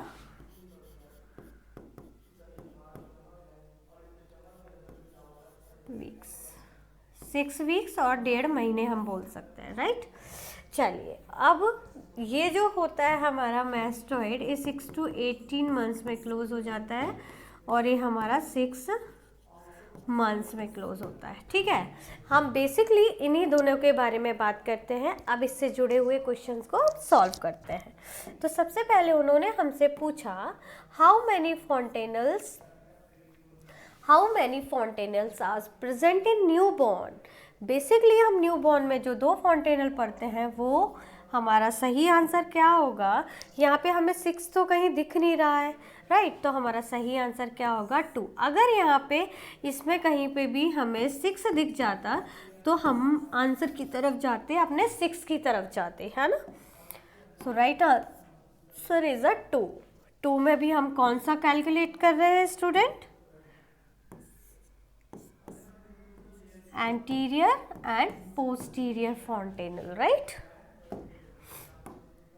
उसके बाद है हमारे पास नेक्स्ट क्वेश्चन है wide gap in the suture as. जो वाइड गैप पाया जाता है जिस सूचर एज, उसे क्या बोलते हैं। देखिए, सूचर्स होता है, जैसा मैंने आपको बताया कि हमारे जो फॉन्टेनल्स होते हैं, एक का जो हमारा एंटीरियर फॉन्टेनल है और पोस्टीरियर फॉन्टेनल है, एक हमारा डायमंड इन शेप का है और एक हमारा ट्रायंगुलर इन शेप का है। अब ये शेप में ये क्या है, ये जस्ट लाइक अ मेम्ब्रेनियस गैप होता है। ये क्या है हमारा मेम्ब्रेनियस गैप होता है, जो इस तरीके से हमें दिखाई देता है, जिग जैग लाइक पोजीशन में ये रहता है। क्यों रहता है ये ऐसा, जब ये बर्थ कैनाल से बेबी बाहर आता है तो हमें क्या करना होता है, बर्थ कैनाल से बेबी बाहर आता है तो बेबी भी अपना प्रेशर डालता है, और जो हमारा पैल्विक ब्रिम होता है, जो हमें जस्ट हमें इस तरीके से नज़र आता है, पैल्विक ब्रिम होता है, और जो इस ब्रिम का जो ये सराउंडिंग होता है जिसमें इंगेजमेंट हो सकता है, मतलब इंगेजमेंट हो चुका होता है, लेकिन इसका डायमीटर छोटा है compare to the foetal head, तो फीटल हेड इसमें से पास नहीं हो पाता। तो ये जो मेम्ब्रेनियस गैप होता है वो क्या करता है, ये मेम्ब्रेनियस गैप क्या होता है, ओवरलैप हो जाता है। जो इसका इस तरीके का सिचुएशन होता है वो ओवरलैप कर लेती है कुछ इस तरीके से, और इस डायमीटर को क्या कर देती है, कम कर देती है।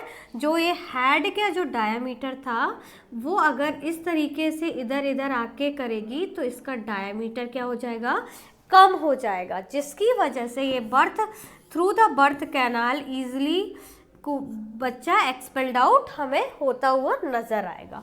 तो एक मेम्ब्रेनियस गैप होता है जो कि बच्चे को, और जो हमारा इसी को हम बोलते हैं मोल्डिंग बोला जाता है, जो 24 आवर्स में नॉर्मल पोजीशन में आ जाती है। अगर ये नहीं आती विदिन 72 आवर्स तो फिर हमें अपने फिजिशियन से कंसल्ट करने की ज़रूरत होती है। अदरवाइज ये अपने उतने शेप में वापस आ जाती है ना। तो हमें उतने टाइम का वेट करना है। अगर वो टाइम ड्यूरेशन को क्रॉस कर गया है, बियॉन्ड द टाइम चला गया है, तो एक बार फिजिशियन से कंसल्ट करना बहुत ज़रूरी है। तो wide gap is the suture is that is called fontanelles. It is called fontanelles. उसके बाद है एट बर्थ देयर आर, कितने फॉन्टेनल होते हैं हमारे बर्थ के टाइम पे? हमारे पास 4 फॉन्टेनल, 2 फॉन्टेनल, 6 फॉन्टेनल। ये तो बच्चों को बहुत अच्छे से पता है। We have just 6 fontanel at the birth time, but most probably we have to study only 2 fontanels, anterior fontanel or posterior fontanel. वहीं 6 fontanel is there, mastoid और sphenoid. उसके बाद नेक्स्ट क्वेश्चन है, in infants anterior fontanelle closed eight. Infant में anterior fontanelle कब close हो जाता है? तो कब क्लोज हो जाता है एंटीरियर फॉन्टेनल? आगे एंटीरियर, जिसे ए बी, देखो इसके दूसरे नामों को बहुत अच्छे से याद रखिए। ए के बाद क्या आता है? बी आता है भाई। इसको एंटीरियर फॉन्टेनल है और इसे ब्रैगमा के नाम से जाना जाता है। उसके बाद है पोस्टीरियर और पी एल, है ना, जिसे हम लैम्डा के नाम से जानते हैं, ब्रैगमा लैम्डा, है ना। ये दोनों आपको याद रखने के लिए बहुत ज़रूरी है। तो ये कब क्लोज हो जाता है? देखिए, एंटीरियर फॉन्टेनल 1.5 साल में होता है और पोस्टीरियर फॉन्टेनल 1.5 महीने में होता है। वीक की बात करूँ तो 6 वीक्स आपको बहुत जगह लिखा हुआ मिलेगा, है ना। और इसमें 12 to 18 मंथ्स। क्लियर? चलिए, तो अब हमारे पास इसका सही आंसर क्या है स्टूडेंट? इसका सही आंसर है हमारे पास, that is 12 to 18 months is the right answer. चलिए नेक्स्ट क्वेश्चन है हमारे पास, normal shape of anterior fontanelle is. Anterior fontanelle का नॉर्मल शेप हमें क्या देखने को मिलता है? तो क्या देखने को मिलता है हमें एंटीरियर फॉन्टेनल का main shape? Round shape, square shape और ट्राइंगुलर शेप। एंटीरियर फॉन्टेनल का शेप क्या देखने को मिलता है? राउंड शेप तो हमने कहीं देखा ही नहीं है, राउंड शेप, स्क्वायर शेप भी नहीं। और एंटीरियर फॉन्टेनल का शेप आपको कैसा देखने को मिलता है? राउंड, स्क्वायर, डायमंड और ट्राइंगुलर। ट्राइंगुलर तो हमें पोस्टीरियर फॉन्टेनल का हमने देखा था, है ना, पोस्टीरियर फॉन्टेनल का देखा था। तो इसका सही आंसर क्या है? इसका सही आंसर है डायमंड इन शेप देखने को मिलता है। उसके बाद डायमंड इन शेप देखने को मिलता है। उसके बाद नेक्स्ट क्वेश्चन है हमारा, the anterior fontanelle is situated at the junction of. Anterior fontanelle कहाँ सिचुएटेड है, उस जंक्शन को क्या कहते हैं, वहाँ पे कितने मेम्ब्रेनियस गैप प्रेजेंट होते हैं और कहाँ प्रेजेंट होते हैं? तो चलिए, जंक्शन एंटीरियर फॉन्टेनल ब्रैगमा की, है ना। सबसे पहले बात किया सजाइटल, कोरोनल और frontal suture, sagittal and lambdoid और lambdoidal suture, coronal and frontal suture और सजाइटल एंड फ्रंटल सूचर। अब देखिए, हमारे पास 4 टाइप के सूचर्स पाए जाते हैं। जो कॉर्नर में होता है वो होता है कोरोनल सूचर। जो फ्रंट में होता है, फ्रंट में हमारे पास एक ही फ्रंटल बोन होती है, न्यूबॉर्न के पास 2 फ्रंटल बोन्स होती हैं, क्योंकि इफ सेंटर में मेम्ब्रेनियस गैप प्रेजेंट होता है जिसे हम फ्रंटल सूचर के नाम से जानते हैं। तो फ्रंटल सूचर कॉर्नर को जो जोड़ रहा है कोरोनल सूचर, उसके बाद आपका जो पैराइटल के उधर से जाके जो आपके पोस्टीरियर को जोड़ रहा है वो है सजाइटल, और पीछे है आपका लैम्डोइडल। तो चलिए अब हमारे पास ये तो अभी हम ब्रेगमा की बात कर रहे हैं। ब्रेगमा मतलब ये एंटीरियर फॉन्टेनल की बात कर रहे हैं, और जिसका शेप कुछ ऐसा है, जो फ्रंट से तो फ्रंटल है, और एक साइड में हमारे पास क्या है, कोरोनल सूचर है, और ये जो पीछे की तरफ जा रहा है ये हमारे पास कौन सा सूचर है, मतलब कोरोनल, फ्रंटल और सजाइटल। ये हमारे पास कोरोनल सूचर है, ये फ्रंटल सूचर है, और ये हमारे पास सजाइटल सूचर है, जो कि ब्रेगमा को बना रहा है ना। उसका जो ये डायमंड शेप का स्ट्रक्चर है उसको बनाने के लिए sagittal suture, coronal suture and frontal suture का होता है, राइट। ये तीनों सूचर मिलके हमारे ब्रेगमा को कंप्लीट करते हैं, sagittal, coronal and frontal suture. Next है हमारे पास the meeting point between coronal and sagittal suture is known as. उस मीटिंग पॉइंट को क्या बोलते हैं जहाँ कोरोनल और सजाइटल सूचर मिल रहे हैं। कोरोनल और सजाइटल सूचर जहाँ मिल रहे हैं उसे हम क्या बोलते हैं, उसे क्या बोला जाता है, उसे हम किस नाम से जानते हैं, ये आपसे पूछ रहे हैं। मीटिंग पॉइंट मिल रहे हैं, कोरोनल सूचर हमें कॉर्नर में दिखाता, सजाइटल सूचर हमें वहाँ दिखाता, तो वो कौन बना रहा है, लैम्डा बना रहा है। पैराइटल एमिनेंस आपका बना रहा है। पैराइटल एमिनेंस कैसे बना सकता है, पैराइटल एमिनेंस क्या होता है, जो आपकी दोनों पैराइटल बोन्स होती हैं, जो हमारी पैराइटल बोन होती हैं उसमें ये जो उभरा हुआ पार्ट होता है दैट इज कॉल्ड एमिनेंस। तो इसे को बोलते हैं हम पैराइटल, पैराइटल बोन है वहाँ पे उभरा हुआ पोर्शन है जिसे हम पैराइटल एमिनेंस के नाम से जानते हैं।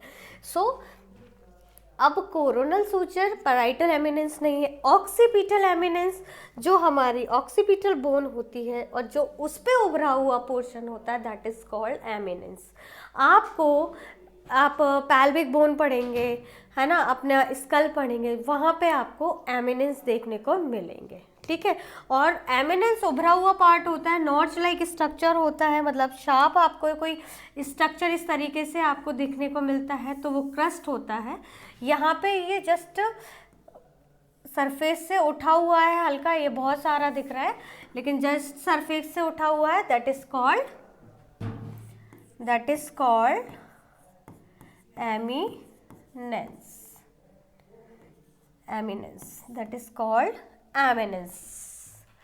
तो यहाँ पे ऑक्सीपिटल एमिनेंस है नहीं। उसके बाद ऑक्सीपिटल एमिनेंस ऑक्सीपिटल बोन पर, एंड ब्रेगमा हमारा ब्रेगमा जिसे हम, लेकिन यहाँ पे कोरोनल और सजाइटल सूचर, तो कोरोनल जहाँ कॉर्नर और हमारी पैराइटल बोन पे जो सूचर है उसकी बात कर रहे हैं, तो वो तो हमें ब्रेगमा में ही देखने को मिला था ना, क्योंकि लैम्डोइड में तो सजाइटल और ऑक्सीपिटल होगा क्योंकि वहाँ पे वो ऑक्सीपिटल बोन को कनेक्ट कर रहा होगा ना, लेकिन यहाँ पे तो सिर्फ कोरोनल और हमारे सजाइटल सूचर की बात हुई है, तो जिसे हम किस नाम से जानते हैं, ब्रेगमा के नाम से जानते हैं।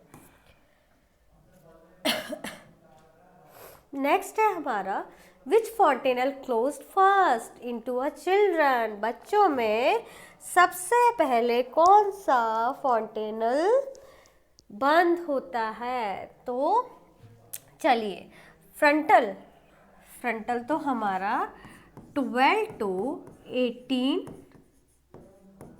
मंथ्स में क्लोज होता है, ठीक है। ऑक्सीपिटल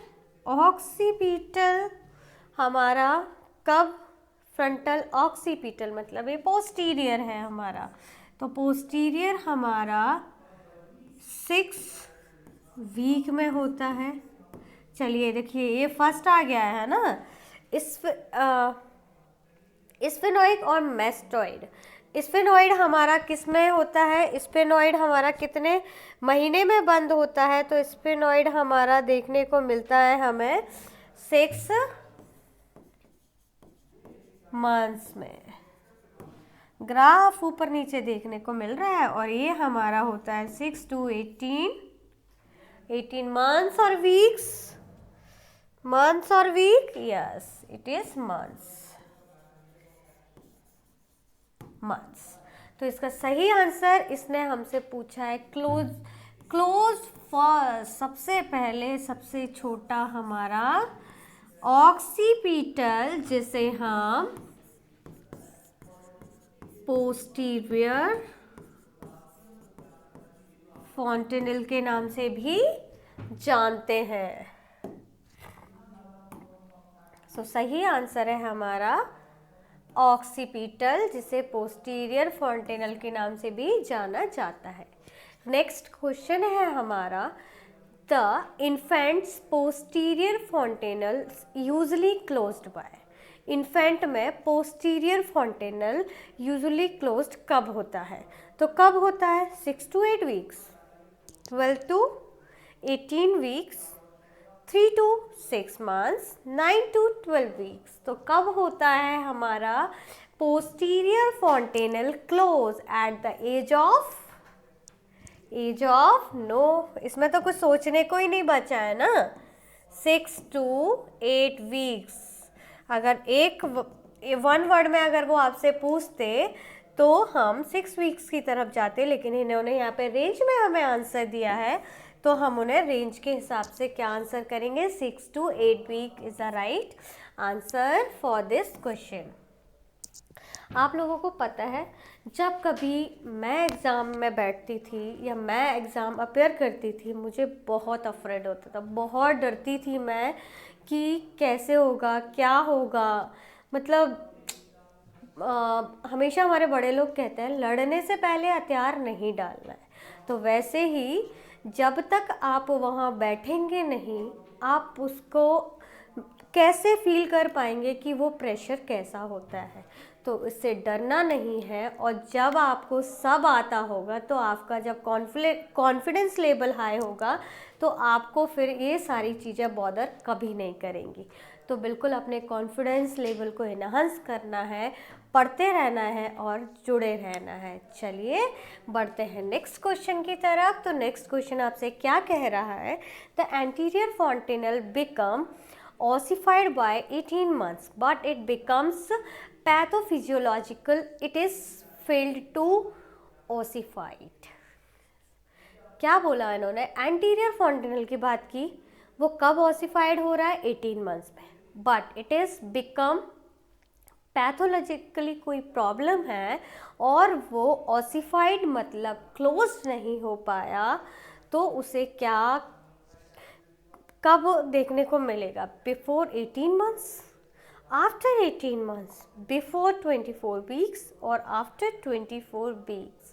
तो वो जब क्लोज ही हमारा कब हो रहा है? 12 से 18 महीने में देखने को मिल रहा है, तो वो उसके बियॉन्ड ही जाएगा ना, उसके बाद ही हमें देखने को मिलेगा, क्योंकि पहले के सारे पैरामीटर्स को तो वो हम तब तक का वेट करेंगे। अगर कोई पैथोफिजियोलॉजिकल प्रॉब्लम भी है तो हमें कब तक वेट करना है उस ऑसिफिकेशन के लिए? After 24 weeks. यहाँ पे ही अगर बिफोर 24 वीक्स तक तो हमें क्या करना है? देखना है कि उसमें क्या पैथोलॉजिकल कंडीशन है, किसकी वजह से ऐसे नहीं हो रहा। जब तक उसको टाइम देना है, और उसका अगर आफ्टर 24 वीक्स हो गए तो फिर हमें जाके उसको चेक कराना है। नेक्स्ट है हमारा the procedure the nurse would use to suction on a new born baby would be. New born baby would be मतलब क्वेश्चन कह रहा है एक क्या प्रोसीजर है जिसमें nurse would use to suction कर रही हैं on the new born baby would be. First suction the nose, हमें कैसे करना है सक्शन? पहले नाक से करना है, या ये कह रही है पहले माउथ से करना है? स्टिमुलसली नोज एंड माउथ, हमें नोज से करना है फिर माउथ से करना है। और नन ऑफ दीज। तो हमें सबसे क्या करना है, हमें इसको याद रखना है अल्फ़ाबेटिकली। कैसे?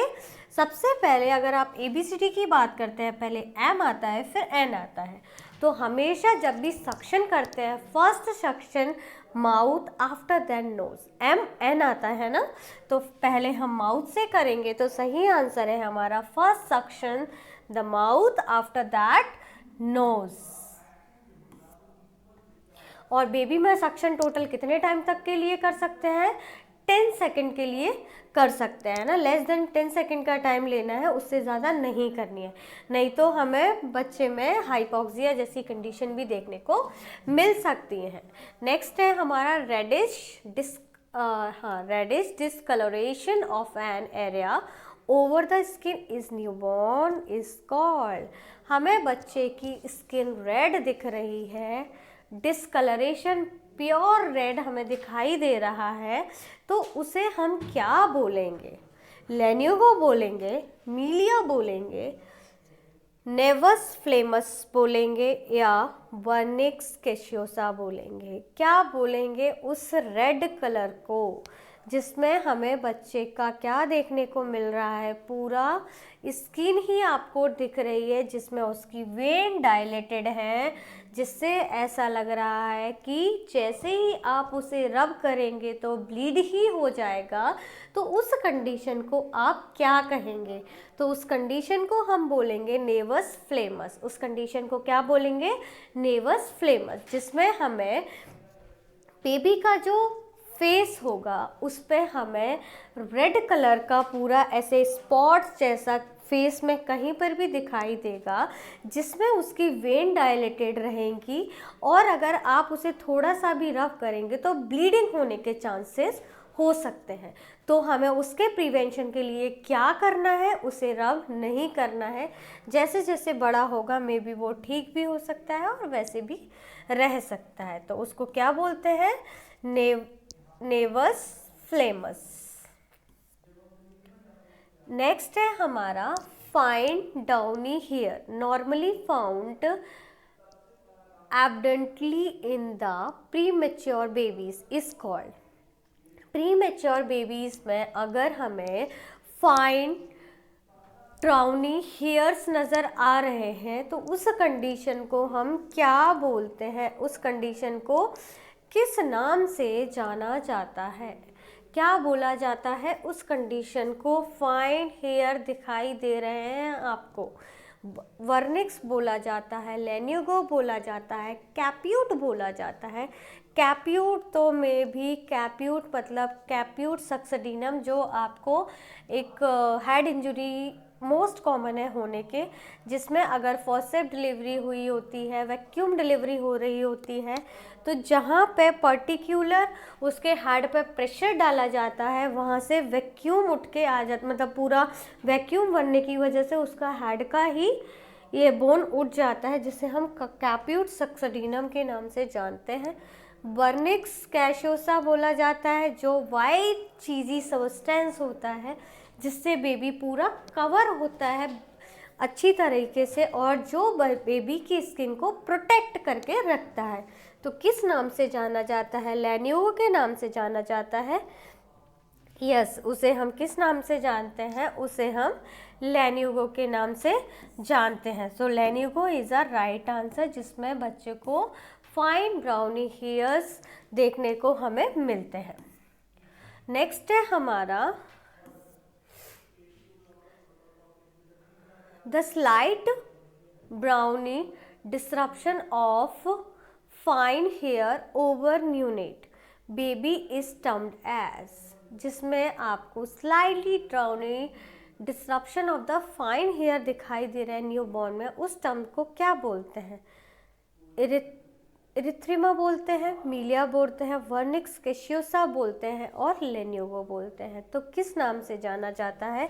इसका आंसर भी बच्चों को बहुत अच्छे से पता है, that is called lanugo is a right answer.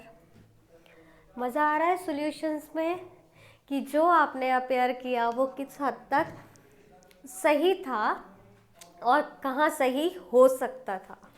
Next, a newborn has small whitish pinpoint spot over the nose, which the nurse knowns are caused by the retained sebaceous secretion. When charting this observation, the nurse identify it as, किस नाम से जाना जाता है, जहाँ पे हमें whitish colour के पिन पॉइंट नज़र आते हैं, उसे क्या बोलते हैं?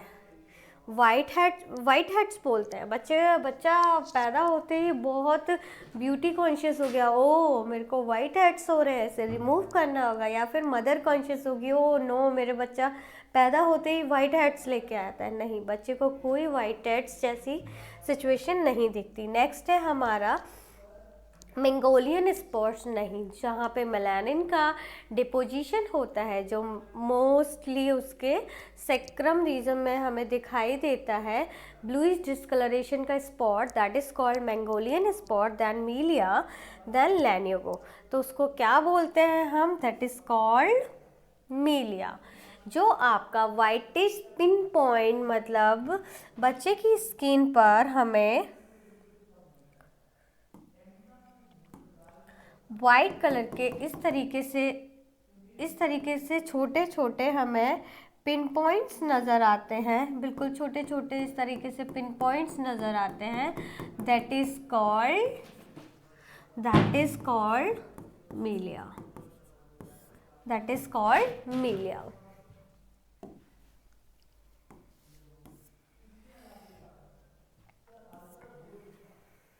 नेक्स्ट है हमारा distended sebaceous gland, which appears as white dots on nose and face of newborn.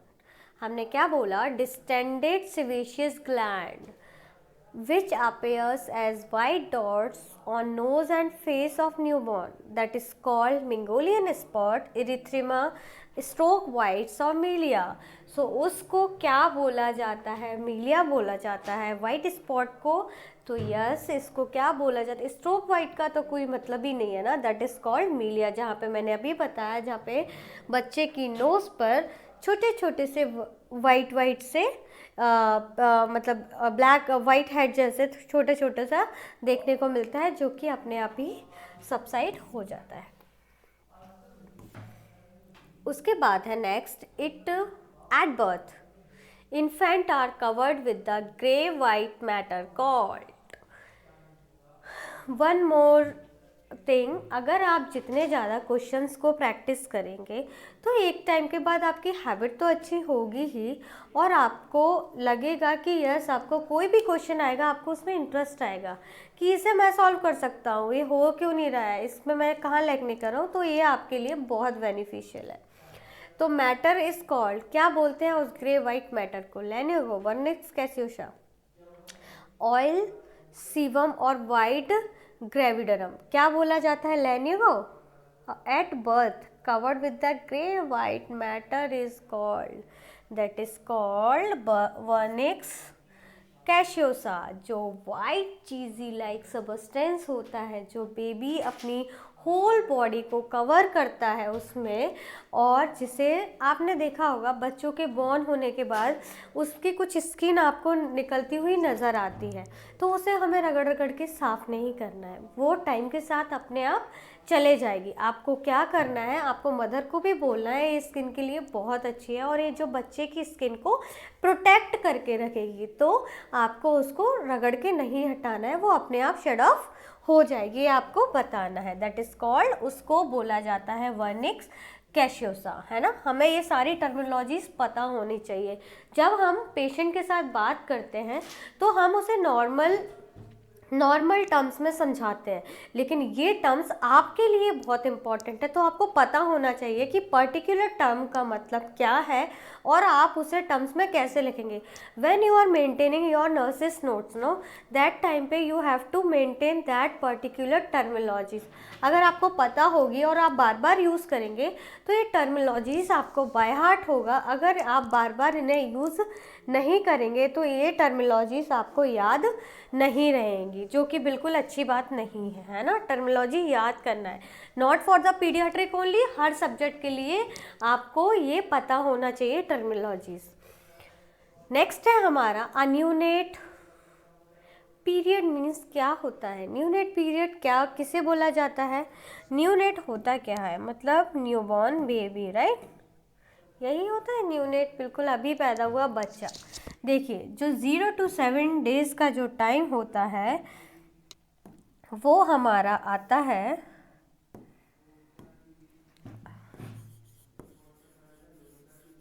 Early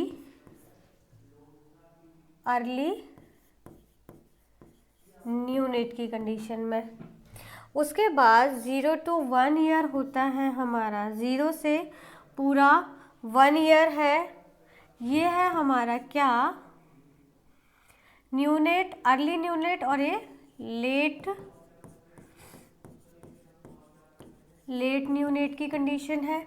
उसके बाद हमारा जो ये 1 ईयर, ये हमारा क्या है, इन्फेंट है, और 0 से 3 ईयर हमारा इन्फेंट के अंदर ही आ जाता है।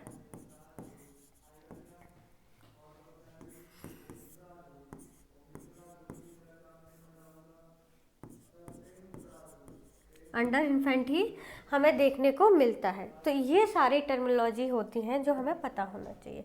तो अभी हम किसकी बात कर रहे हैं? हमारे न्यूनेट की बात कर रहे हैं। तो न्यूनेट हमारा जो देखने को मिलेगा वो हमें देखने को मिलेगा 0 to 20 ईयर्स ऑफ डेज का, है ना। जिसे कभी कभी आपसे पूछ लिया जा सकता है कि अर्ली न्यूनेट क्या है और लेट न्यूनेट क्या है। तो अर्ली न्यूनेट जो 0 से 7 डेज का टाइम ड्यूरेशन होता है, और जो लेट न्यूनेट होता है जो हमारा कितने ड्यूरेशन का टाइम होता है, 0 से 28 डेज का। उसके बाद नेक्स्ट है हमारा at the time of implantation human embryo is called. At the time of implantation नहीं हुआ है, फर्टिलाइजेशन की प्रोसेस हुई है। फर्टिलाइजेशन फैलोपियन के ट्यूब के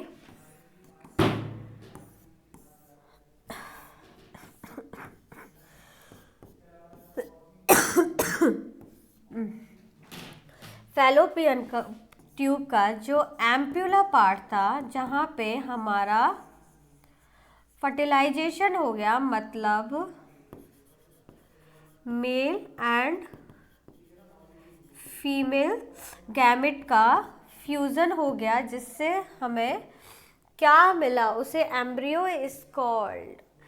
at the time of implantation human embryo is called, उसे क्या बोलते हैं? ब्लास्टोसाइट। ब्लास्टोसाइट तो प्लेसेंटा का जो निर्माण होता है ना उसमें काम होता है। जाइगोट या फिर फीटस, फीटस तो बोल ही नहीं सकते, है ना। फीटस तो 3 महीने के बाद से बनेगा ना उसका। उसके बाद एम्ब्रियो बोलता है या फिर जाइगोट बोलता है। तो जाइगोट और एम्ब्रियो, ब्लास्टोसाइट तो प्लेसेंटा है, तो एम्ब्रियो और जाइगोट में से क्या होगा? इसका सही आंसर होगा दैट इज अ जाइगोट। अगर इम्प्लांट नहीं हुआ, इम्प्लांटेशन से पहले अभी भी जो हमारा फर्टिलाइज्ड ओवम है वो फैलोपियन ट्यूब में ही है, तो उसे हम किस नाम से जानते हैं? That is called zygote. अब आप सोच रहे होंगे मैंने एम्ब्रियो के बारे में क्यों नहीं बताया, क्योंकि आगे आपको पता चलने ही वाला है। Embryonic stage is known as. अब एम्ब्रियोनिक स्टेज किसे बोलते हैं? 8 weeks for conception, 13 weeks to 24 weeks, 36 weeks to 40 weeks और 25 टू 26 वीक्स। तो किसे बोलते हैं? 8 वीक्स फॉर फ्रॉम कंसेप्शन, जब से कंसीव किया है तब से लेके उसके 8 महीने हुए हैं उस तक हम क्या बोल रहे हैं उसको एम्ब्रियो। इससे पहले वो जब फैलोपियन ट्यूब में था तब वो क्या था? जाइगोट था। और अब वो जब इम्प्लांट हो गया है, और हमेशा जब भी ये इम्प्लांट होता है तो हमेशा जो यूट्रस होता है उसके 2 सेगमेंट होते हैं, एक अपर यूट्राइन सेगमेंट और लोअर यूट्राइन सेगमेंट। तो ये मोस्ट प्रोबेबिलिटीज यही रहती हैं कि ये अपर यूट्राइन सेगमेंट में ही इम्प्लांट होता है। और किस केस में नहीं होता, या तो कोई स्कार हो, है ना, या पहले कोई सर्जरी हुई हो, वहाँ पे स्टिचेस हो, तो फिर इम्प्लांट नहीं होता। अदरवाइज नॉर्मली ये इम्प्लांट होता है अपर यूट्राइन सेगमेंट में। उसके बाद हमारा लास्ट क्वेश्चन है आज का, 7 weeks after the conception, the growing structure inside the uterus is now called, उसको क्या बोला जाता है? जब क्या बोला, 7 weeks after the conception, growing structure को आप किस नाम से जानते हैं? कंसेप्शन को कितना टाइम हो गया है? 7 weeks आफ्टर द कंसेप्शन आपको देखने को मिल रहा है। तो जो structure inside the uterus now is called, uterus में है तो उसे क्या बोलेंगे हम? जाइगोट बोलेंगे, एम्ब्रियो बोलेंगे, फीटस बोलेंगे, या फिर न्यूनेट बोलेंगे? न्यूनेट तो बोल ही नहीं सकते, अभी तो वो वहीं यूट्रस की बात कर रहे हैं, तो फीटस और न्यूनेट को तो हटा दीजिए। एम्ब्रियो ये 8 हफ्ते की बात की थी हमने, है ना। एम्ब्रियो की बात की थी हमने 8 वीक्स की। जब ये जाइगोट मतलब बिफोर 8 वीक्स, मतलब 7 वीक्स का जो टाइम ड्यूरेशन होता है, तो लेकिन जब 8 हफ्ते में जब यूट्रस में पहुंच गया तो जाइगोट नहीं, वो एम्ब्रियो में कन्वर्ट हो जाता है, दैट इज कॉल्ड एम्ब्रियो। सो ये था आज का आपका एक्सप्लेनेशन फॉर दिस टेस्ट। और भी ऐसे ही पढ़ते रहना है, टेस्ट को लगाते रहना है, सैटरडे को बिल्कुल स्किप नहीं करना है ना। आपको लगता है ऑनलाइन है, डांटनी पड़ेगी, पढ़ेंगे नहीं। हाँ, जो भी आप अप्लाई करते हैं, ऐप को कितने टाइम तक वॉच कर रहे हैं, वीडियोस को कितने टाइम तक वॉच कर रहे हैं, सब पता चलता है। तो पढ़ते रहिए, बढ़ते रहिए। Then all the best for your bright future. So thank you everyone.